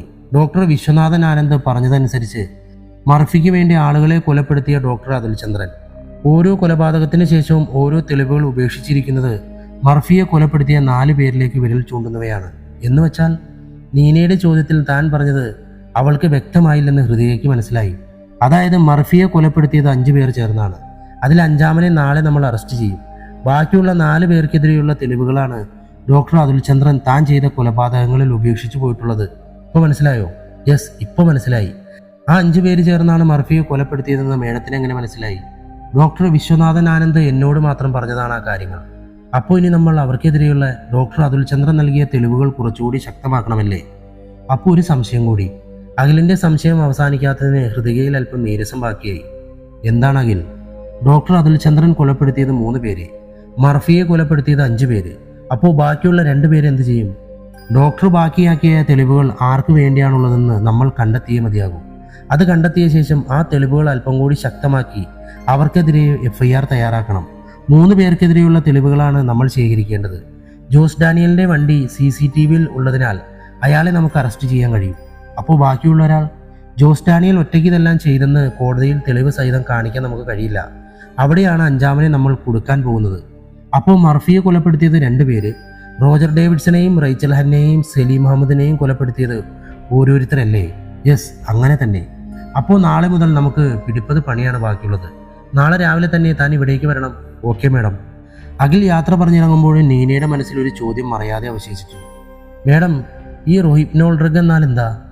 അഖിൽ പുറത്തേക്ക് പോയി ഹൃതിക വാതിൽ ലോക്ക് ചെയ്ത് തിരികെ എത്തിയതും നീന തന്റെ സംശയം ചോദ്യരൂപേണ ചോദിച്ചു. റോഹിപ്നോൾ ഡ്രഗ് എന്നാൽ റേപ്പ് ഡ്രഗാണ്. അത് ജ്യൂസിലോ അല്ലെങ്കിൽ വെള്ളത്തിലോ അതുമല്ലെങ്കിൽ ഭക്ഷണത്തിലോ കലർത്തി ശരീരത്തിനകത്ത് ചെന്നാൽ നിമിഷ നേരം കൊണ്ട് ബോധക്ഷയം സംഭവിക്കും. യാതൊരുവിധ പരിശോധനയിലും അതിന് തെളിവ് കണ്ടെത്താൻ സാധിക്കില്ല. ഇതെന്തിനാ പൊതുവായി ഉപയോഗിക്കുന്നത്? ഡാൻസ് ബാറുകളിൽ മറ്റുമാണ് കൂടുതലായി ഇതിന്റെ ഉപയോഗം കണ്ടെത്തിയിട്ടുള്ളത്. പെൺകുട്ടികളെ വലയിൽ വീഴ്ത്താനായി ആൺകുട്ടികൾ പൊതുവായി ഇത് ഉപയോഗിക്കുന്നു. അല്പം കയ്പ് നിറഞ്ഞതോ പുളിരസമുള്ളതോ ആയ പാനീയങ്ങളോ അല്ലെങ്കിൽ ഭക്ഷണ പദാർത്ഥങ്ങളോ കയ്യിൽ കിട്ടിയാൽ ഉടനെ അത് ഒഴിവാക്കണമെന്ന് ഞങ്ങൾക്ക് ക്ലാസുകൾ വരെ എടുത്തു തന്നിരുന്നു. പെൺകുട്ടികളെ ബോധം കെടുത്തി നശിപ്പിക്കുന്നതിനാണല്ലോ ഇതിന്റെ ഉപയോഗം. അതെ, അതുകൊണ്ടാണല്ലോ അതിന് റേപ്പ് ഡ്രഗ് എന്ന പേര് വന്നത്. ഇനി എന്തെങ്കിലും സംശയം ബാക്കിയുണ്ടോ? ഇല്ല മാഡം. എന്നാൽ നമുക്ക് ലാപ്ടോപ്പ് ഓഫ് ചെയ്ത് കിടന്നാലോ? നാളെ കാലത്ത് മുതൽ ഒരുപാട് പണികൾ ബാക്കിയുണ്ട്. Okay madam. ലാപ്ടോപ്പ് ഓഫ് ചെയ്തതും ഇരുവരും കിടക്കാനായി റൂമുകളിലേക്ക് പോകാനൊരുങ്ങിയതും റൂമിന്റെ കതകിൽ കൈ പിടിച്ചുകൊണ്ട് നീന തിരിഞ്ഞു നിന്നു. മാഡം, ഒരു കാര്യം കൂടി. എന്താടാ? ഡോക്ടർ അതുൽ ചന്ദ്രന്റെ അവസാന ദൗത്യമായ ഉത്തരയും ദശന്തും മിസ്സായി. ഇനി എങ്ങനെ മർഫിയുടെ ലക്ഷ്യം നിറവേറും? അതും ഒരു ചോദ്യം തന്നെയാണ്. ഒരു നിമിഷത്തെ ആലോചനയിൽ റൂമിന്റെ വാതിൽ തള്ളി തുറന്ന ശേഷം ഹൃതിക നീനയുടെ നേരെ തിരിഞ്ഞു. ഡോക്ടർ വിശ്വനാഥ ആനന്ദ് ഏതോ 2 പേരെ ആ ദൗത്യത്തിനായി ഏർപ്പാടാക്കണമെന്ന് പറഞ്ഞിരുന്നു. 2 പേരോ? ആരാണവർ? ഏതോ ഒരു അനീറ്റയും ആദിത്യദേവും. Oh my God, MM squad. അവരെങ്ങനെയാ ഡോക്ടർക്ക് അറിയാം? നീനയുടെ ആശ്ചര്യം കണ്ട് ഹൃതിക ആകെ അമ്പരന്നതിന് പുറകെ അവളുടെ മനസ്സിലൊരു ചോദ്യമുയർന്നു. ഇവളെങ്ങനെ അവരെ അറിയും? തന്റെ മനസ്സിൽ ഉരുത്തിരിഞ്ഞ ചോദ്യത്തോടെ തന്നെ ഹൃതിക ബെഡിന്റെ അരികിലേക്ക് നടന്നു നീങ്ങിയ ശേഷം തന്റെ ഫോൺ കയ്യിലെടുത്തുകൊണ്ട് MM സ്ക്വാഡ് എന്ന് സെർച്ച് ചെയ്തു. ഒരു ഇൻഫർമേഷനും വരുന്നില്ലല്ലോ ദൈവമേ. എന്നിട്ടും അവൾക്കെങ്ങനെ അവരെ പറ്റി അറിയാം? തന്റെ മനസ്സിലെ സംശയവും പകൽ മൊത്തമുള്ള അലച്ചിലും കാരണമായി നിമിഷങ്ങൾക്കുള്ളിൽ ഹൃതിക ഉറക്കത്തിലേക്ക് വഴുതി വീണു. ഇതേ സമയം നീനയുടെ റൂമിൽ തന്നെ വിട്ടുപിരിഞ്ഞ ആത്മസുഹൃത്തിന് സംഭവിച്ച നരകയാതന മാത്രമായിരുന്നു അവളുടെ മനസ്സ് നിറയെ. ശിഖയെ കൊലപ്പെടുത്തിയതിന് അവരെ ശിക്ഷിക്കാൻ പോലീസിന് കഴിയില്ല. പക്ഷെ മർഫിയുടെ കൊലപാതകത്തിലൂടെ അവരിലേക്ക് എത്തിച്ചേരാൻ പോലീസിന് കഴിയും. പക്ഷെ എങ്ങനെ? ഹൃതിക മേഡം പറഞ്ഞതുപോലെ തന്നെ നടന്നില്ലെങ്കിൽ തന്റെ ജീവൻ പണയം നൽകി മർഫിയുടെ ത്യാഗം വെറുതെയായി തീരും. തന്റെ മനസ്സിനെ അലട്ടുന്ന ചോദ്യങ്ങൾ അവളുടെ ഉറക്കത്തെ അലോസരപ്പെടുത്തിക്കൊണ്ടിരുന്നതും ഉത്തരയുടെയും ദശുന്തിന്റെയും രക്ഷപ്പെടൽ അവളിലെ പ്രതികാരത്തെ ഉണർത്തിക്കൊണ്ടേയിരുന്നു. MM സ്ക്വാഡ് മർഫിയുടെ ലക്ഷ്യത്തെ നിറവേറ്റുമായിരിക്കുമല്ലേ? സ്വന്തം മനസ്സിലെ ചോദ്യം ആരോടുന്നില്ലാതെ അവൾ ആരാഞ്ഞതും എല്ലാവരെയും നിയമത്തിന് മുന്നിൽ കൊണ്ടുവരണമെന്ന ദൃഢനിശ്ചയത്തോടെ അവൾ കണ്ണുകൾ ഇറക്കിയടച്ച് ചെരിഞ്ഞു കിടന്നു. പിറ്റേ ദിവസം തന്റെ വാതിലിൽ തട്ടുന്ന ശബ്ദം കേട്ടുകൊണ്ടാണ് നീന കണ്ണുകൾ തുറന്നത്. ബെഡിൽ നിന്നും എഴുന്നേറ്റ് അവൾ വാതിൽ തുറന്ന ശേഷം കൺമുന്നിൽ ബെഡ് കോഫിയുമായി നിൽക്കുന്ന ഹൃതികയുടെ കണ്ണുകളിലേക്ക് സൂക്ഷിച്ചു നോക്കി. അഖിലിപ്പോ വരും, അതുകൊണ്ടാണ് ഞാൻ വിളിച്ചെഴുന്നേൽപ്പിച്ചത്. അത് സാരമില്ല മാഡം. ഹൃതിക നീട്ടിയ ബെഡ് കോഫി വാങ്ങിക്കൊണ്ട് അവൾ പുഞ്ചിരി തൂകി നിന്നു. കോഫി കുടിച്ചിട്ട് കുളിച്ച് റെഡിയായി വന്നോളൂ. ഞാനപ്പോഴേക്കും ബ്രേക്ക്ഫാസ്റ്റ് റെഡിയാക്കാം. Okay madam. നീന വാതിൽ അടയ്ക്കുന്നതിന് മുമ്പ് തന്നെ ഹൃതിക തിരിഞ്ഞു നടന്നു. കിച്ചണിലെ ജോലികളുടെ ഇടയിലും ഹൃതികയുടെ മനസ്സിൽ ഇന്നത്തെ കാര്യങ്ങൾ തന്നെയായിരുന്നു. മർഫിയുടെ കൊലപാതകത്തിന്റെ FIR തയ്യാറാക്കി നീനയെ കൊണ്ട് കോടതിയിൽ കുറ്റപത്രം തയ്യാറാക്കണം. കൊല്ലപ്പെട്ട 3 പേരുടെയും ക്രൈം സ്പോട്ടിൽ ചെന്ന് തെളിവുകൾ ശേഖരിക്കണം. കൂടാതെ ആവശ്യമുള്ളത് ഉണ്ടാക്കിയെടുക്കണം. അവളുടെ ആലോചന പൂർത്തിയാകുന്നതിന് മുമ്പേ തന്നെ കോളിംബെല്ലിന്റെ ശബ്ദം ആ ഫ്ലാറ്റ് നിറയെ മുഴുകി കേട്ടു. താൻ വന്നോ? ഡോർ തുറന്ന് അഖിലിനോട് അകത്തേക്ക് വരാൻ പറഞ്ഞുകൊണ്ട് ഹൃതിക തിരിഞ്ഞു നടന്നു. ക്രൈം സീനിലെ ഫോട്ടോഗ്രാഫ്സ് എല്ലാം എടുത്തിട്ടുണ്ടോ? കിച്ചണിലേക്ക് വീണ്ടും കയറുന്നതിന് മുമ്പുള്ള അവളുടെ ചോദ്യം കേട്ട് തലയാട്ടിക്കൊണ്ട് അഖിൽ സോഫയിലേക്ക് ഇരുന്നു. ശേഷം ഫോട്ടോഗ്രാഫ്സ് എല്ലാം ക്രൈം സ്പോട്ട് അനുസരിച്ച് വേർതിരിക്കാൻ തുടങ്ങിയതും നിമിഷങ്ങൾക്കുള്ളിൽ ഭക്ഷണം റെഡിയാക്കിക്കൊണ്ട് ഹൃതിക ഡൈനിങ് ഹാളിലേക്ക് വന്നതും ഫ്രഷായി നീനയും അവർക്കൊപ്പം കൂടി. നീനയ്ക്ക് അല്പം പിടിപ്പത് പണിയുണ്ട്. ഭക്ഷണം വിളമ്പുന്ന വേളയിൽ ഹൃതിക പറഞ്ഞത് കേട്ട് എന്താണെന്നുള്ള അർത്ഥത്തിൽ നീന അവളെ തലയുയർത്തി നോക്കി. താൻ ഭക്ഷണം കഴിച്ചോ? അഖിലിനോടുള്ള ചോദ്യം കേട്ട് ഫോട്ടോഗ്രാഫ്സുമായി അവൻ ടേബിളിന്റെ അരികിലേക്ക് നടന്നു. ഞാൻ കഴിച്ചതാണ് മാഡം. ഫോട്ടോഗ്രാഫ്സ് ടേബിളിൽ വെച്ച ശേഷം ഒരു ഗ്ലാസ് ചായ എടുത്ത ശേഷം അഖിൽ സോഫയിലേക്ക് മടങ്ങിയെത്തിയതും തൻ്റെ മുന്നിലിരിക്കുന്ന റൈച്ചൽ ഹന്നയുടെ ക്രൈം സീനിലെ ഫോട്ടോകളിൽ ഹൃതികയുടെ കണ്ണുകൾ പരതി നടന്നു. മാഡം, ഇന്നത്തെ എൻ്റെ ജോലി എന്താണെന്ന് പറഞ്ഞില്ല. SI രാഹുൽ രാജ് FIR തയ്യാറാക്കി കാണണം. അതിൻ്റെ കോപ്പി ഞാൻ നിനക്ക് വാട്സപ്പ് ചെയ്യാം. ഒരു കേസ് ഫയൽ റെഡിയാക്കി നീന കോടതിയിൽ ഹാജരായി കുറ്റവാളിയുടെ പേരുകൾ തയ്യാറാക്കി കേസ് ഫയൽ സബ്മിറ്റ് ചെയ്യണം. കൊലപാതകികളെ അറസ്റ്റ് ചെയ്യാനും അവരെ കസ്റ്റഡിയിൽ കിട്ടാനുമായി കോടതിയോട് ആവശ്യപ്പെടണം. ബാക്കി കാര്യങ്ങൾ ഞങ്ങൾ നോക്കിക്കോളാം. Okay madam. ഭക്ഷണം കഴിച്ചതിനപ്പുറം ഹൃതികയും നീനയും പുറത്തേക്ക് പോകാനായി ഒരുങ്ങി.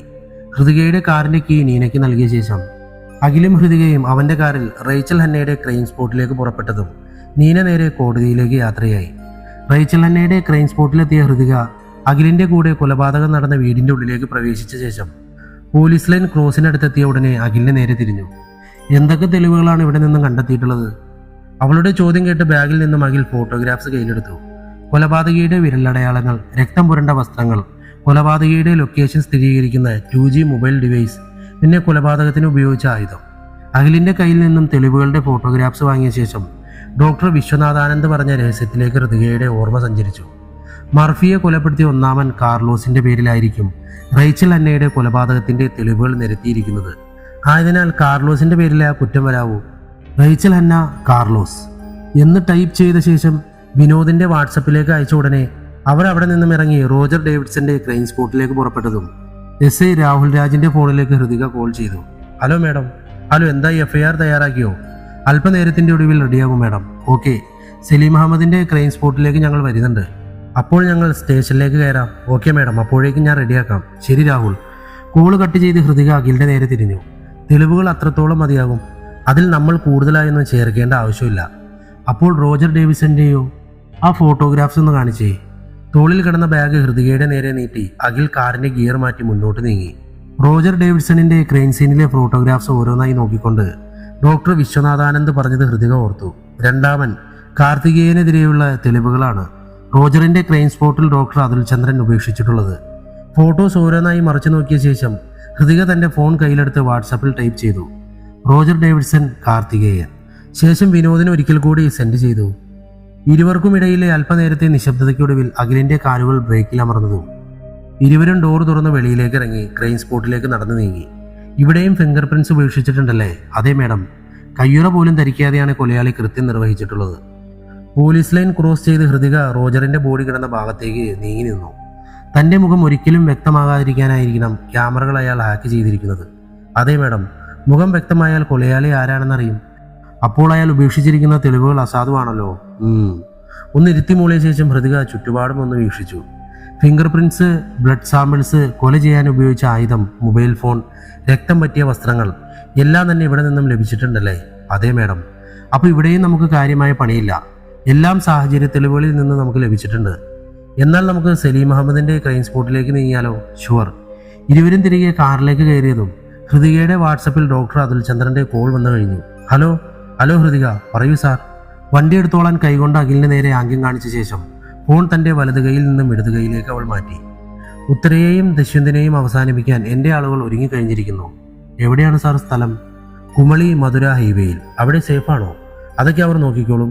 കൃത്യം 1/2 മണിക്കൂറിൻ്റെ ഉള്ളിൽ അവർ കൊല്ലപ്പെടും. അവിടെ സാഹചര്യ തെളിവുകൾ ഉപേക്ഷിക്കാനൊന്നും ആളില്ലാത്തതിനാൽ നിങ്ങൾ തന്നെ അവിടെ ചെല്ലണം. ലൊക്കേഷൻ ഞാൻ ഷെയർ ചെയ്യാം. Okay sir. വളരെ കരുതലോടെ വേണം കാര്യങ്ങൾ മുന്നോട്ട് നീക്കാൻ. മർഫി തന്റെ ജീവൻ വെടിഞ്ഞതിന് അർത്ഥമില്ലാതാകരുത്. സാറ് ലൊക്കേഷൻ ഷെയർ ചെയ്താൽ മതി.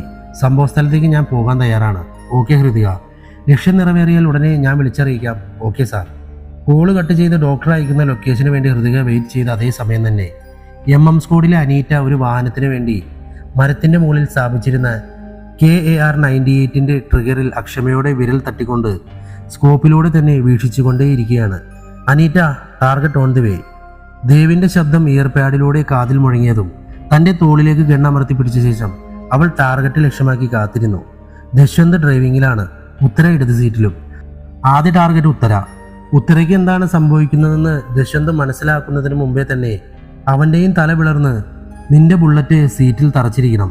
Okay chief. Ready? 10, 9, 8, 7, 6, 5, 4, 3, 2, 1 shoot. 100 metre അകലെയായി തന്റെ സ്കോപ്പിൽ ഒരു പജീറോ പ്രത്യക്ഷപ്പെട്ടതും ഉത്തരയുടെ തലയിൽ ടാർഗറ്റ് ചെയ്ത അനീറ്റയുടെ ചൂണ്ടുവിരൽ ട്രിഗറിൽ വിരലമർത്താനൊരുങ്ങവേ അവളെ അമ്പരിപ്പിച്ചുകൊണ്ട് ആ പജീറോ 3 തവണ അതിഭയങ്കരമായി ബ്ലാസ്റ്റ് ചെയ്തത് കണ്ട് അനീറ്റയുടെ കണ്ണുകൾ അതിശയിച്ചതുപോലെ തന്നെ ദേവിന്റെ കണ്ണുകളും അത്ഭുതം കൂറി നിന്നു. Chief, what happen?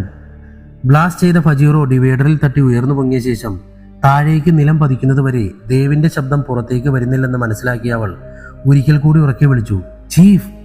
I don't know Aneeta, really I don't know. ദേവിന്റെ ശബ്ദത്തിലെ വിറയൽ വിട്ട് മാറുന്നതിന് മുമ്പേ തന്നെ അവൾ ഗണ്ണിന്റെ പാർട്സുകൾ ഓരോന്നായി മരത്തിന് മുകളിൽ ഇരുന്നു കൊണ്ട് ബാഗിലേക്ക് തിരികെ വെക്കാൻ തുടങ്ങിയിരുന്നു. എന്തായാലും നമുക്ക് കഷ്ടപ്പെടാതെ തന്നെ റിസൾട്ട് ഉണ്ടായല്ലോ. ഡോക്ടറെ വിളിച്ച് ഇപ്പോൾ തന്നെ രണ്ടുപേരും ഫിനിഷായ വിവരം പറഞ്ഞോളൂ. അനീറ്റ പറഞ്ഞത് കേട്ട് ദേവിന് ചിരി വന്നെങ്കിലും എന്താണ് യഥാർത്ഥത്തിൽ സംഭവിച്ചതെന്ന് മനസ്സിലാകാതെ തന്നെ ദേവ് തന്റെ വാട്സപ്പ് വഴി വിശ്വനാഥനെ കോൾ ചെയ്തു. Sir, target finished. Okay, good job. നിങ്ങൾ ആൽബർട്രോസിന്റെ അടുത്തേക്ക് തിരിച്ചോളൂ. Okay sir. ദേവിന്റെ കോൾ കട്ട് ചെയ്ത ഉടൻ തന്നെ ഡോക്ടർ ഹൃദയയുടെ നമ്പറിൽ കോൾ ചെയ്തു. മർഫിയുടെ ലക്ഷ്യം പൂർണ്ണമായിരിക്കുന്നു. ഇനിയുള്ള കളികൾ നിങ്ങളുടെ കയ്യിലാണ്. കോളിന്റെ ഇടയിൽ തന്നെ ദേവ് അയച്ച ലൊക്കേഷൻ ഹൃദയയ്ക്ക് ഷെയർ ചെയ്ത ശേഷം അവളുടെ മറുപടിക്ക് കാത്തു നിൽക്കാതെ വിശ്വനാഥൻ കോൾ കട്ട് ചെയ്തതും അവൾ ലൊക്കേഷൻ ഓപ്പൺ ചെയ്ത് നോക്കി. 86 കിലോമീറ്റർ, 2 മണിക്കൂർ 31 മിനിറ്റ്. നമുക്ക് 2 മണിക്കൂറും 31 മിനിറ്റും കൂടി യാത്ര ചെയ്യാനുണ്ട്. മാക്സിമം നേരത്തെ എത്താൻ നോക്കണം. ഹൃതികയുടെ വാക്കുകൾ കേട്ടുകൊണ്ട് തന്നെ അഖിൽ തന്റെ കാലുകൾ ആക്സിലേറ്ററിൽ അമർത്തി ചവിട്ടി കാറിന്റെ വേഗത ഇരട്ടിയാക്കി. നമ്മളവിടെ എത്തുമ്പോഴേക്കും ആളുകൾ കൂടിയിട്ടുണ്ടാകില്ല മേഡം. തീർച്ചയായും ആളുകളുണ്ടാവും. അപ്പോൾ എങ്ങനെ തെളിവുകൾ കണ്ടെത്താനാകും? അവിടെ തെളിവുകൾ നിക്ഷേപിക്കേണ്ടത് നമ്മളാണ്. അതിനുള്ള സമയവും സന്ദർഭവും നമ്മൾ തന്നെ കണ്ടെത്തണം. Okay madam. അല്പം കൂടി വേഗത്തിൽ മുന്നോട്ട് നീങ്ങിക്കൊണ്ട് അഖിൽ ഹൃതികയുടെ ഫോണിലെ ലൊക്കേഷൻ ലക്ഷ്യമാക്കി മുന്നോട്ട് നീങ്ങിയ അതേസമയം ദേവിന്റെ കൂടെ അനീറ്റയും അവളുടെ കാറിലേക്ക് കയറി കഴിഞ്ഞിരുന്നു. നമ്മുടെ ലക്ഷ്യം പൂർത്തിയായോ എന്ന് സ്ഥിരീകരിക്കണ്ടേ? അനീറ്റയുടെ വാക്കുകൾ ശ്രവിച്ചുകൊണ്ട് തന്നെ ദേവ് ഉത്തരയുടെയും ദശ്വന്തിന്റെയും കാറ് ബ്ലാസ്റ്റ് ചെയ്ത ഇടത്തേക്ക് നീങ്ങി.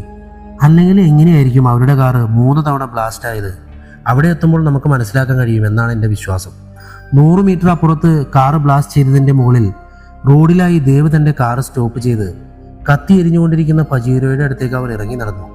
ഇരുവരും കത്തിച്ചാമ്പലാകുന്നത് കണ്ണുകൾ കൊണ്ട് വീക്ഷിച്ച ശേഷം തൻ്റെ ഫോണിൽ ഫോട്ടോ എടുത്ത ഉടനെ ദേവ് അത് വിശ്വനാഥൻ ആനന്ദിന് സെൻഡ് ചെയ്തു. ഫിനിഷ് എന്ന അടിയിൽ ഒരു കുറിപ്പുമിട്ട ശേഷം അടുത്തുള്ള കുമളി പോലീസ് സ്റ്റേഷനിലേക്ക് ദേവ് കോൾ ചെയ്തു. Hello police station. Sir, Kumily Madurai ഹൈവേയിൽ ഒരു ആക്സിഡന്റ്, പെട്ടെന്ന് വരണം സാർ. എപ്പോഴാണ് സംഭവം? അതറിയില്ല. കാറിൽ ഇരുന്നവർ രണ്ടുപേരും കാറിന്റെ കൂടെ തന്നെ കത്തി നശിച്ചു. ഓ മൈ ഗോഡ്, ഞങ്ങളിതാ എത്തി. ശരി സാർ. കോള് കട്ടാക്കി അനീറ്റയുടെ നേരെ നോക്കി ചിരിച്ചുകൊണ്ട് ഇരുവരും അവരുടെ കാർ ലക്ഷ്യമാക്കി നടന്നു നീങ്ങി. എന്നാലും എങ്ങനെയായിരിക്കും ആ കാറ് പൊട്ടിത്തെറിച്ചത്? ഒരു പിടിയുമില്ല. ദേവ് കാറ് ആൽബർട്രോസിനെ ലക്ഷ്യമാക്കി മുന്നോട്ട് നീങ്ങിയതും എങ്ങനെയായിരിക്കും അവരുടെ കാറ് ബ്ലാസ്റ്റ് ആയതെന്നുള്ള ചോദ്യത്തിൽ അനീറ്റ ആലോചനയിലാണ്ടു. ഏകദേശം 1 മണിക്കൂർ യാത്രയ്ക്കൊടുവിൽ അഖിലും ഹൃതികയും കോതമംഗലം പോലീസ് സ്റ്റേഷന്റെ മുമ്പിൽ എത്തിക്കഴിഞ്ഞിരുന്നു. താനിവിടെ ഇരിക്കെ, ഞാനിപ്പോൾ തന്നെ വരാം. അഖിലിനെ കാറിൽ തന്നെ ഇരുത്തിയ ശേഷം ഹൃതിക ഒറ്റയ്ക്ക് പോലീസ് സ്റ്റേഷന്റെ അകത്തേക്ക് കയറി. തന്നെ കണ്ട് സെല്യൂട്ട് അടിക്കുന്നവരുടെ നേരെ കൈ ഉയർത്തി അവൾ നേരെ SI രാഹുൽ രാജിന്റെ ക്യാബിനിലേക്ക് കയറി ചെന്നു. ഇരിക്കും മേഡം. FIR റെഡിയായോ? റെഡിയാണ് മേഡം. തന്റെ ടേബിളിന് മുകളിൽ ഇരുന്ന FIR ബുക്ക് ഹൃതികയുടെ നേരെ രാഹുൽ ഉയർത്തി. നിമിഷ നേരത്തെ വായനയ്ക്കൊടുവിൽ FIRന്റെ ഫോട്ടോ എടുത്ത ശേഷം അവൾ നീനയുടെ വാട്സപ്പിലേക്ക് അയച്ച ഉടനെ SIയുടെ നേരെ തിരിഞ്ഞു. Thanks, it's okay madam. അവിടെ നിന്നും യാത്ര പറഞ്ഞിറങ്ങിയ ഹൃതിക വേഗത്തിൽ അഖിലിന്റെ കൂടെ കാറിൽ കയറിയ ശേഷം നീനയ്ക്ക് കോൾ ചെയ്തു. ഹലോ, പറയും മേഡം. വാട്സപ്പിൽ ഞാൻ FIRന്റെ കോപ്പി അയച്ചിട്ടുണ്ട്. ഞാൻ കണ്ടു മേഡം. എത്രയും പെട്ടെന്ന് പ്രതികളുടെ പേരിൽ ഒരു കുറ്റപത്രം റെഡിയാക്കി കോടതിയിൽ സമർപ്പിക്കണം. വിശദമായ പേരും വിവരങ്ങളും കൂടി ഞാൻ ഇപ്പോൾ തന്നെ ഫോർവേഡ് ചെയ്യാം. Okay madam. കോൾ കട്ട് ചെയ്ത ഹൃതിക വാട്സപ്പ് ഓപ്പൺ ചെയ്ത ശേഷം ACP വിനോദിന്റെ ചാറ്റ് ലിസ്റ്റ് ഓപ്പൺ ചെയ്തു. Rachel Hannah, Carlos Roger Davidson, Karthikeyan എന്ന അവൾ അയച്ച മെസ്സേജ് നീനയ്ക്ക് ഫോർവേഡ് ചെയ്ത ശേഷം സലീം അഹമ്മദ്, രഘു മർഫി, ജോസ് ഡാനിയൽ എൽദോസ് എന്നീ 3 പേരുടെ പേരുകൾ കൂടി അവർക്കുള്ള മെസ്സേജിൽ കൂട്ടിച്ചേർത്ത ശേഷം ഹൃതിക നീനയ്ക്ക് സെൻഡ് ചെയ്ത ഉടനെ അവൾ ഒന്നുകൂടി കോൾ ചെയ്തു. എല്ലാം ഓക്കെ അല്ലേ?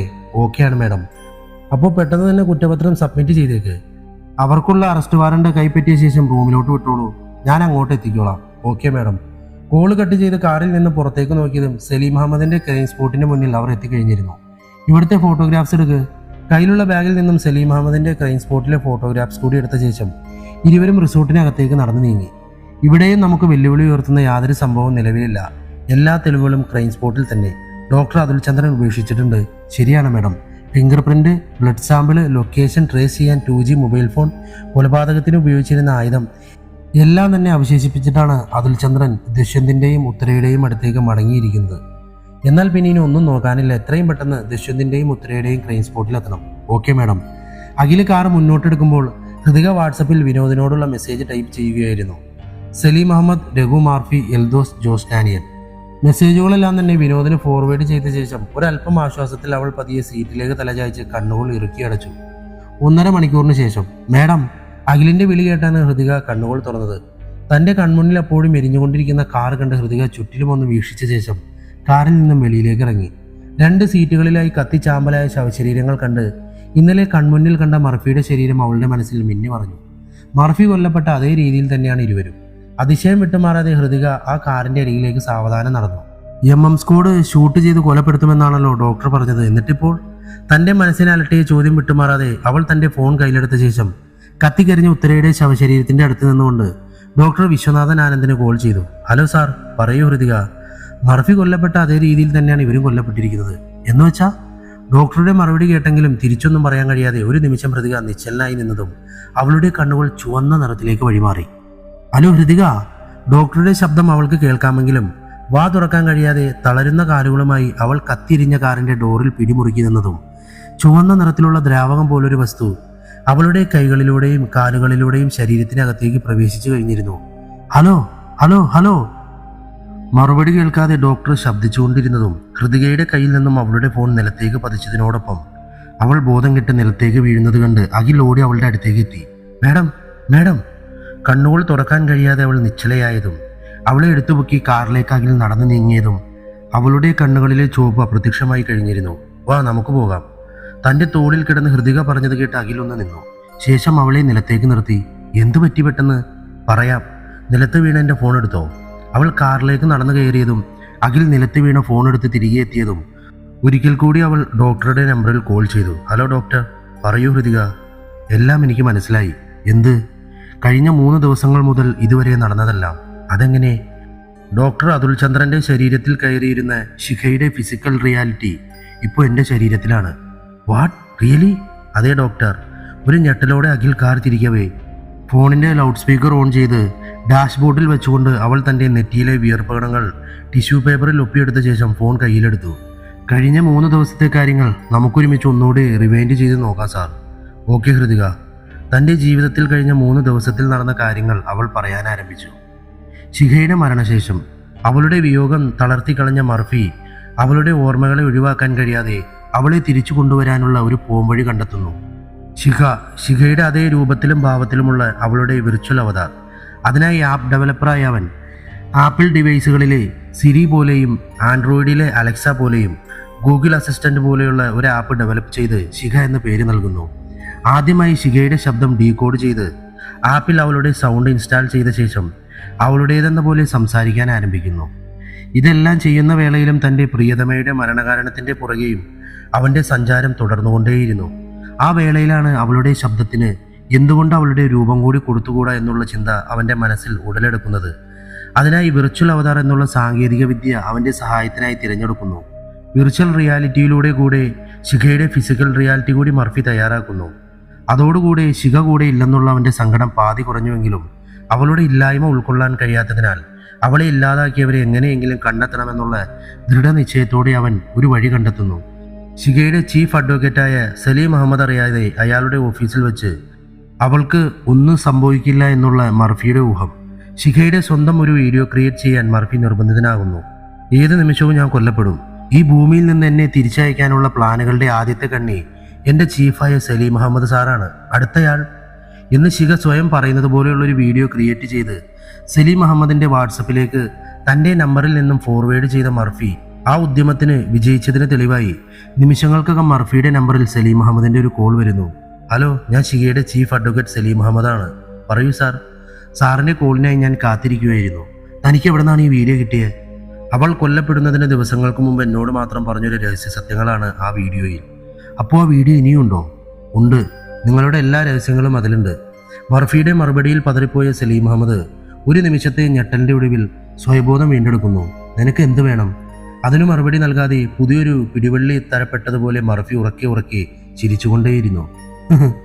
തൻ്റെ ഭ്രാന്തൻ ചിരി ഒന്ന് അവസാനിപ്പിക്കുമോ? ദേഷ്യത്തോടെയുള്ള സലീം അഹമ്മദിൻ്റെ ചോദ്യത്തിന് മറുപടിയായി മർഫി അല്പനേരം നിശബ്ദതയിലാണ്ടു.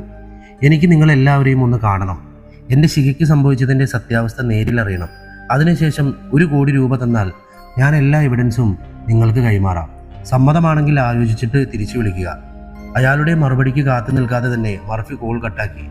അയാളുടെ അടുത്ത കോളിനായി അക്ഷമയോടെ കാത്തിരുന്നു. മർഫി കോൾ കട്ടാക്കിയതും സലീം അഹമ്മദ് ഒരു നിമിഷം ആലോചനയിൽ മുഴുകി. ആരെയാണ് വിളിക്കേണ്ടത്? അയാളുടെ ചോദ്യത്തിനുള്ള ഉത്തരം റേച്ചൽ ഹന്നയിൽ അവസാനിച്ചതും അവളുടെ നമ്പറിലേക്ക് അയാൾ കോൾ ചെയ്തു. ഹലോ, എന്താണ് സലീം? ഗുരുതരമായൊരു പ്രശ്നമുണ്ട്. എന്താണ് പ്രശ്നം?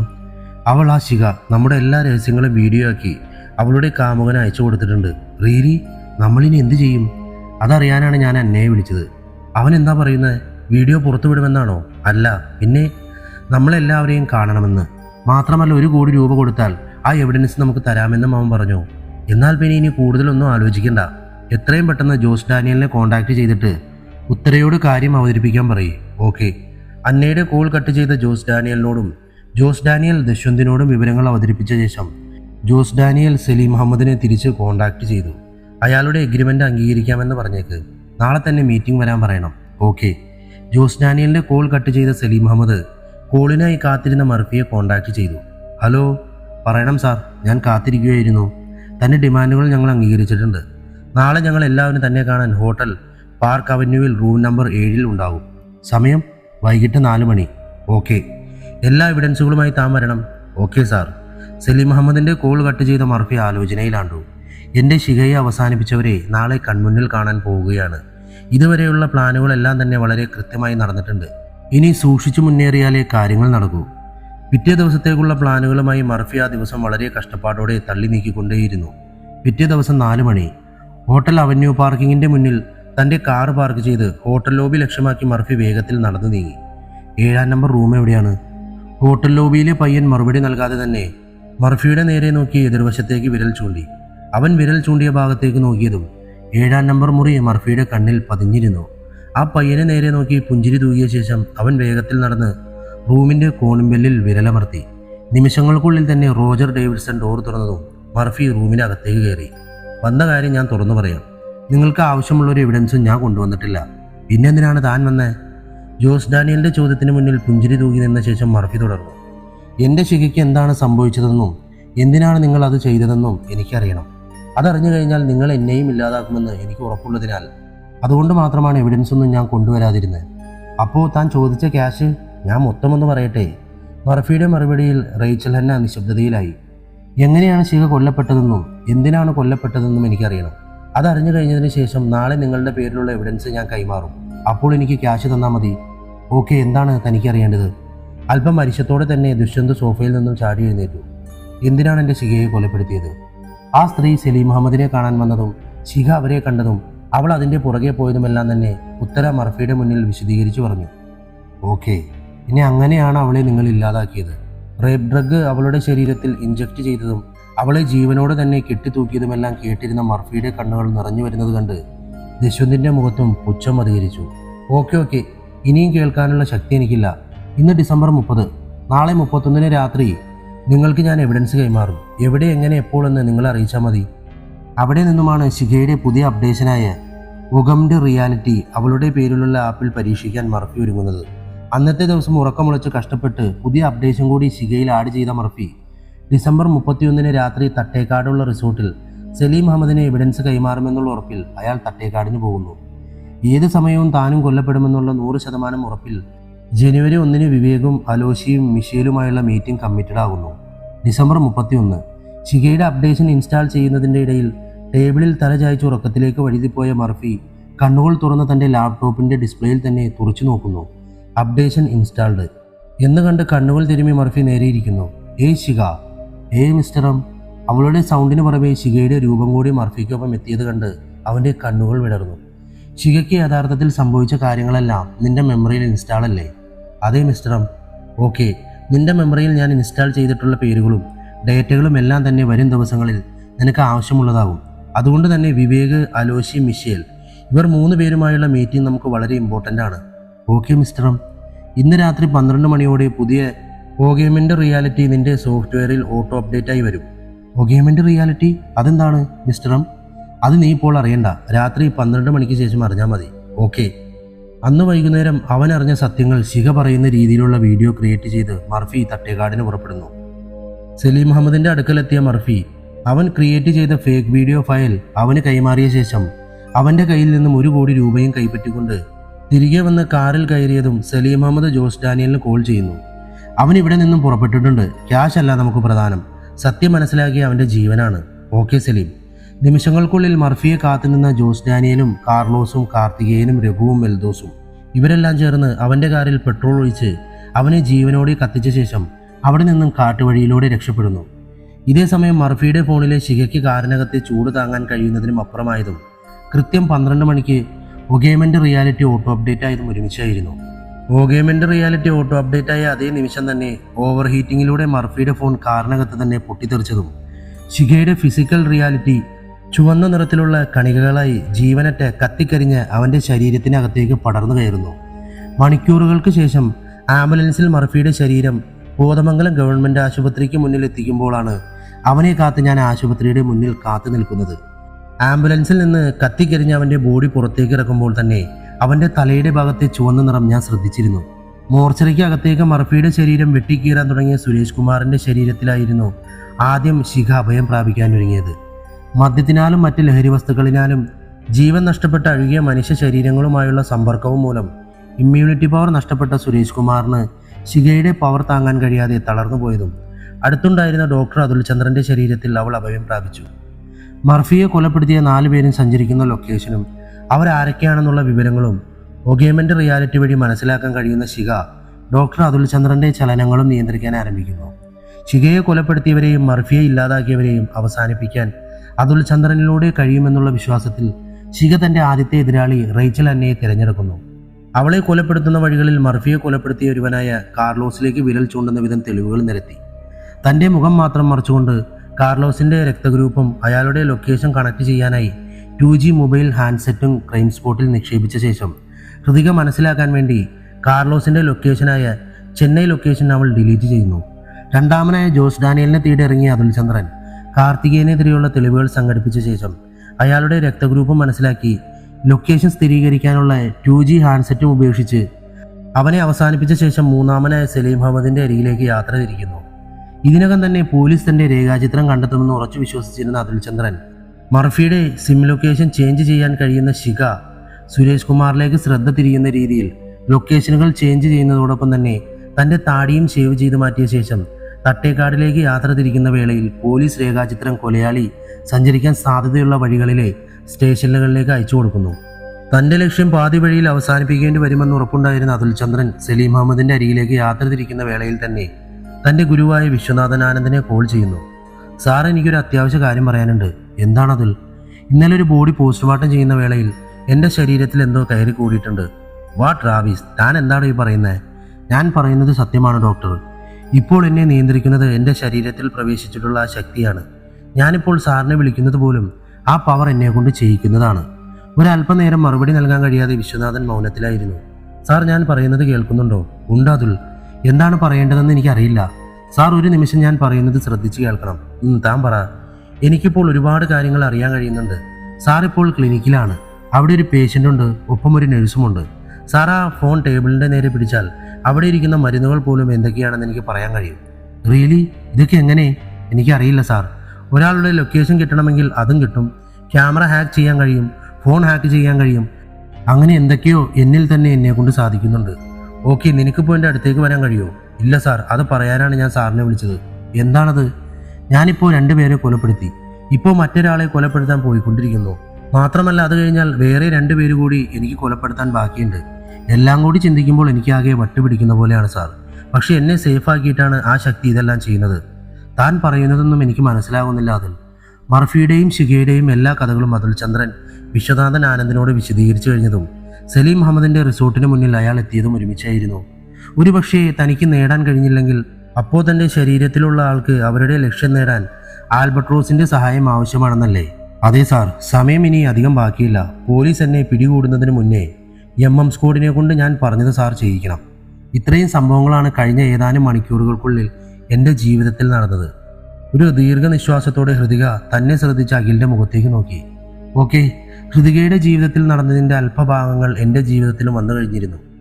അപ്പോൾ മർഫിയുടെ ആഗ്രഹം പോലെ എല്ലാം നല്ല രീതിയിൽ അവസാനിച്ച സ്ഥിതിക്ക് ഇനി എന്താണ് അടുത്ത പരിപാടി? വിശ്വനാഥൻ ആനന്ദിൻ്റെ മറുപടി കേട്ട് ഹൃതിക സാവധാനം പുഞ്ചിരി തൂകി. ഇന്ന് രാത്രി സുഖമായി ഒന്ന് ഉറങ്ങണം. കോടതിയിൽ നിന്ന് അറസ്റ്റ് വാറന്റ് നീന വാങ്ങിയിട്ടുണ്ടാവും. 2 ദിവസങ്ങൾക്കുള്ളിൽ അവന്മാർ 4 പേരെ കൊണ്ട് വിനോദ് ഇങ്ങെത്തിയാൽ മതി. എല്ലാ കൊലപാതകങ്ങളും അവന്മാരുടെ പേരിലാക്കുന്ന കാര്യം ഞങ്ങളേറ്റു. അപ്പോൾ ശിഖ മരിച്ചതിനുള്ള കാരണം എങ്ങനെ പുറം ലോകത്തെ അറിയിക്കും? അതിനെക്കുറിച്ചോർത്ത് സാറ് ടെൻഷൻ അടിക്കണ്ട. അതിനല്ലേ ശിഖ തന്നെ എൻ്റെ കൂടെയുള്ളത്. ഓക്കെ, അപ്പോൾ എല്ലാം പറഞ്ഞ പോലെ. എന്തെങ്കിലും ആവശ്യമുണ്ടെങ്കിൽ എന്നെ വിളിക്കാൻ മറക്കണ്ട. തീർച്ചയായും ഡോക്ടർ. ചെയ്ത എല്ലാ സഹായങ്ങൾക്കും ഒരുപാട് നന്ദി. തിരിച്ചും ഒരുപാട് നന്ദി. ഡോക്ടർ കോൾ കട്ട് ചെയ്ത ഉടൻ ഹൃതിക വിനോദിന് മെസ്സേജ് ടൈപ്പ് ചെയ്തു. ഇവിടെ എല്ലാം ഓക്കെയാണ്, അവിടെ എങ്ങനെ? ശേഷം ഫോൺ മാറ്റി വെച്ചിട്ട് അവൾ അഖിലിനെ നോക്കിയതും അവൻ്റെ കണ്ണുകളിലെ ഭയം കണ്ട് അവൾക്ക് ചിരി വന്നു. എന്താ ഇങ്ങനെ നോക്കുന്നത്? അത് പിന്നെ എന്തോ ബാധ കയറിയിട്ടുണ്ടെന്ന് പറഞ്ഞിട്ട്. അതാണോ? അത് ബാധയൊന്നുമല്ല, മർഫിയുടെ കണ്ടുപിടുത്തത്തിൻ്റെ പുതിയ അപ്ഡേഷനാണ്. അപ്പം ഞാൻ പേടിക്കേണ്ട കാര്യമൊന്നും ഇല്ലാലേ? താൻ ഒന്നുകൊണ്ടും പേടിക്കണ്ട. നേരെ നോക്കി വണ്ടി ഓടിച്ചാൽ മാത്രം മതി. ഞാനൊന്ന് മയങ്ങട്ടെ. Okay madam. അഖിലിനെ നോക്കി ഒരിക്കൽ കൂടി ചിരിച്ചുകൊണ്ട് സീറ്റിലേക്ക് തല ചായച്ചിട്ട് അവൾ കണ്ണുകൾ ഇറക്കിയടച്ചതും ദശ്വന്തിൻ്റെയും ഉത്തരയുടെയും മുന്നിൽ തോറ്റു നിൽക്കുന്ന അതുൽ ചന്ദ്രനിലേക്ക് എത്തിച്ചേർന്നു. ഞങ്ങളെ കൊല്ലാൻ വന്നവനല്ലേ നീ? ഈ പോലീസുകാർ ഇവിടെ എത്തിയില്ലായിരുന്നുവെങ്കിൽ നിന്റെ ശവം കൊണ്ടുപോകേണ്ടി വന്നേനെ. ഉച്ചഭാവത്തിൽ ഉത്തര പറഞ്ഞത് കേട്ട് ദുഷ്യന്ത് പൊട്ടിച്ചിരിക്കുമ്പോൾ ഡോക്ടർ അതുലിൻ്റെ കണ്ണുകൾ ടേബിളിൻ്റെ മുകളിലിരുന്ന് അവരുടെ 3 ഫോണുകളിലെ ഫ്രണ്ട് ക്യാമറകളിലായിരുന്നു. അതുലിൻ്റെ കണ്ണുകളിൽ നിന്ന് ആർക്കും കാണാൻ കഴിയാത്ത ഇൻഫ്രാറെഡ് കിരണങ്ങൾ വഴി ദശ്വന്തിൻ്റെയും ഉത്തരയുടെയും മൊബൈൽ ഫോണുകളിലേക്ക് ശിഖ ചേക്കേറുന്നതറിയാതെ ചുറ്റും കൂടി നിന്നവർ നിലകൊള്ളുമ്പോൾ അവൻ്റെ കണ്ണുകളിലെ തിളക്കം ആരും കണ്ടിരുന്നില്ല. മണിക്കൂറുകൾക്ക് ശേഷം ഉത്തരയും ദുഷ്യന്തൻ തിരികെ മധുരയിലേക്ക് തിരിക്കുന്ന വേളയിൽ അവരെ കാത്തിരിക്കുന്ന ദേവും അനീറ്റയും പോലും അറിയാതെ അവരുടെ ഫോണുകളിൽ ശിഖ ഒരു മെസ്സേജ് പാസ് ചെയ്തു. നിങ്ങൾ ആർക്കും എന്നെ ഈ ലോകത്ത് നിന്നും പറഞ്ഞയക്കാൻ കഴിയില്ല. ഞാനെന്നും മർഫിയുടെ കൂടെ തന്നെ ഉണ്ടാകും.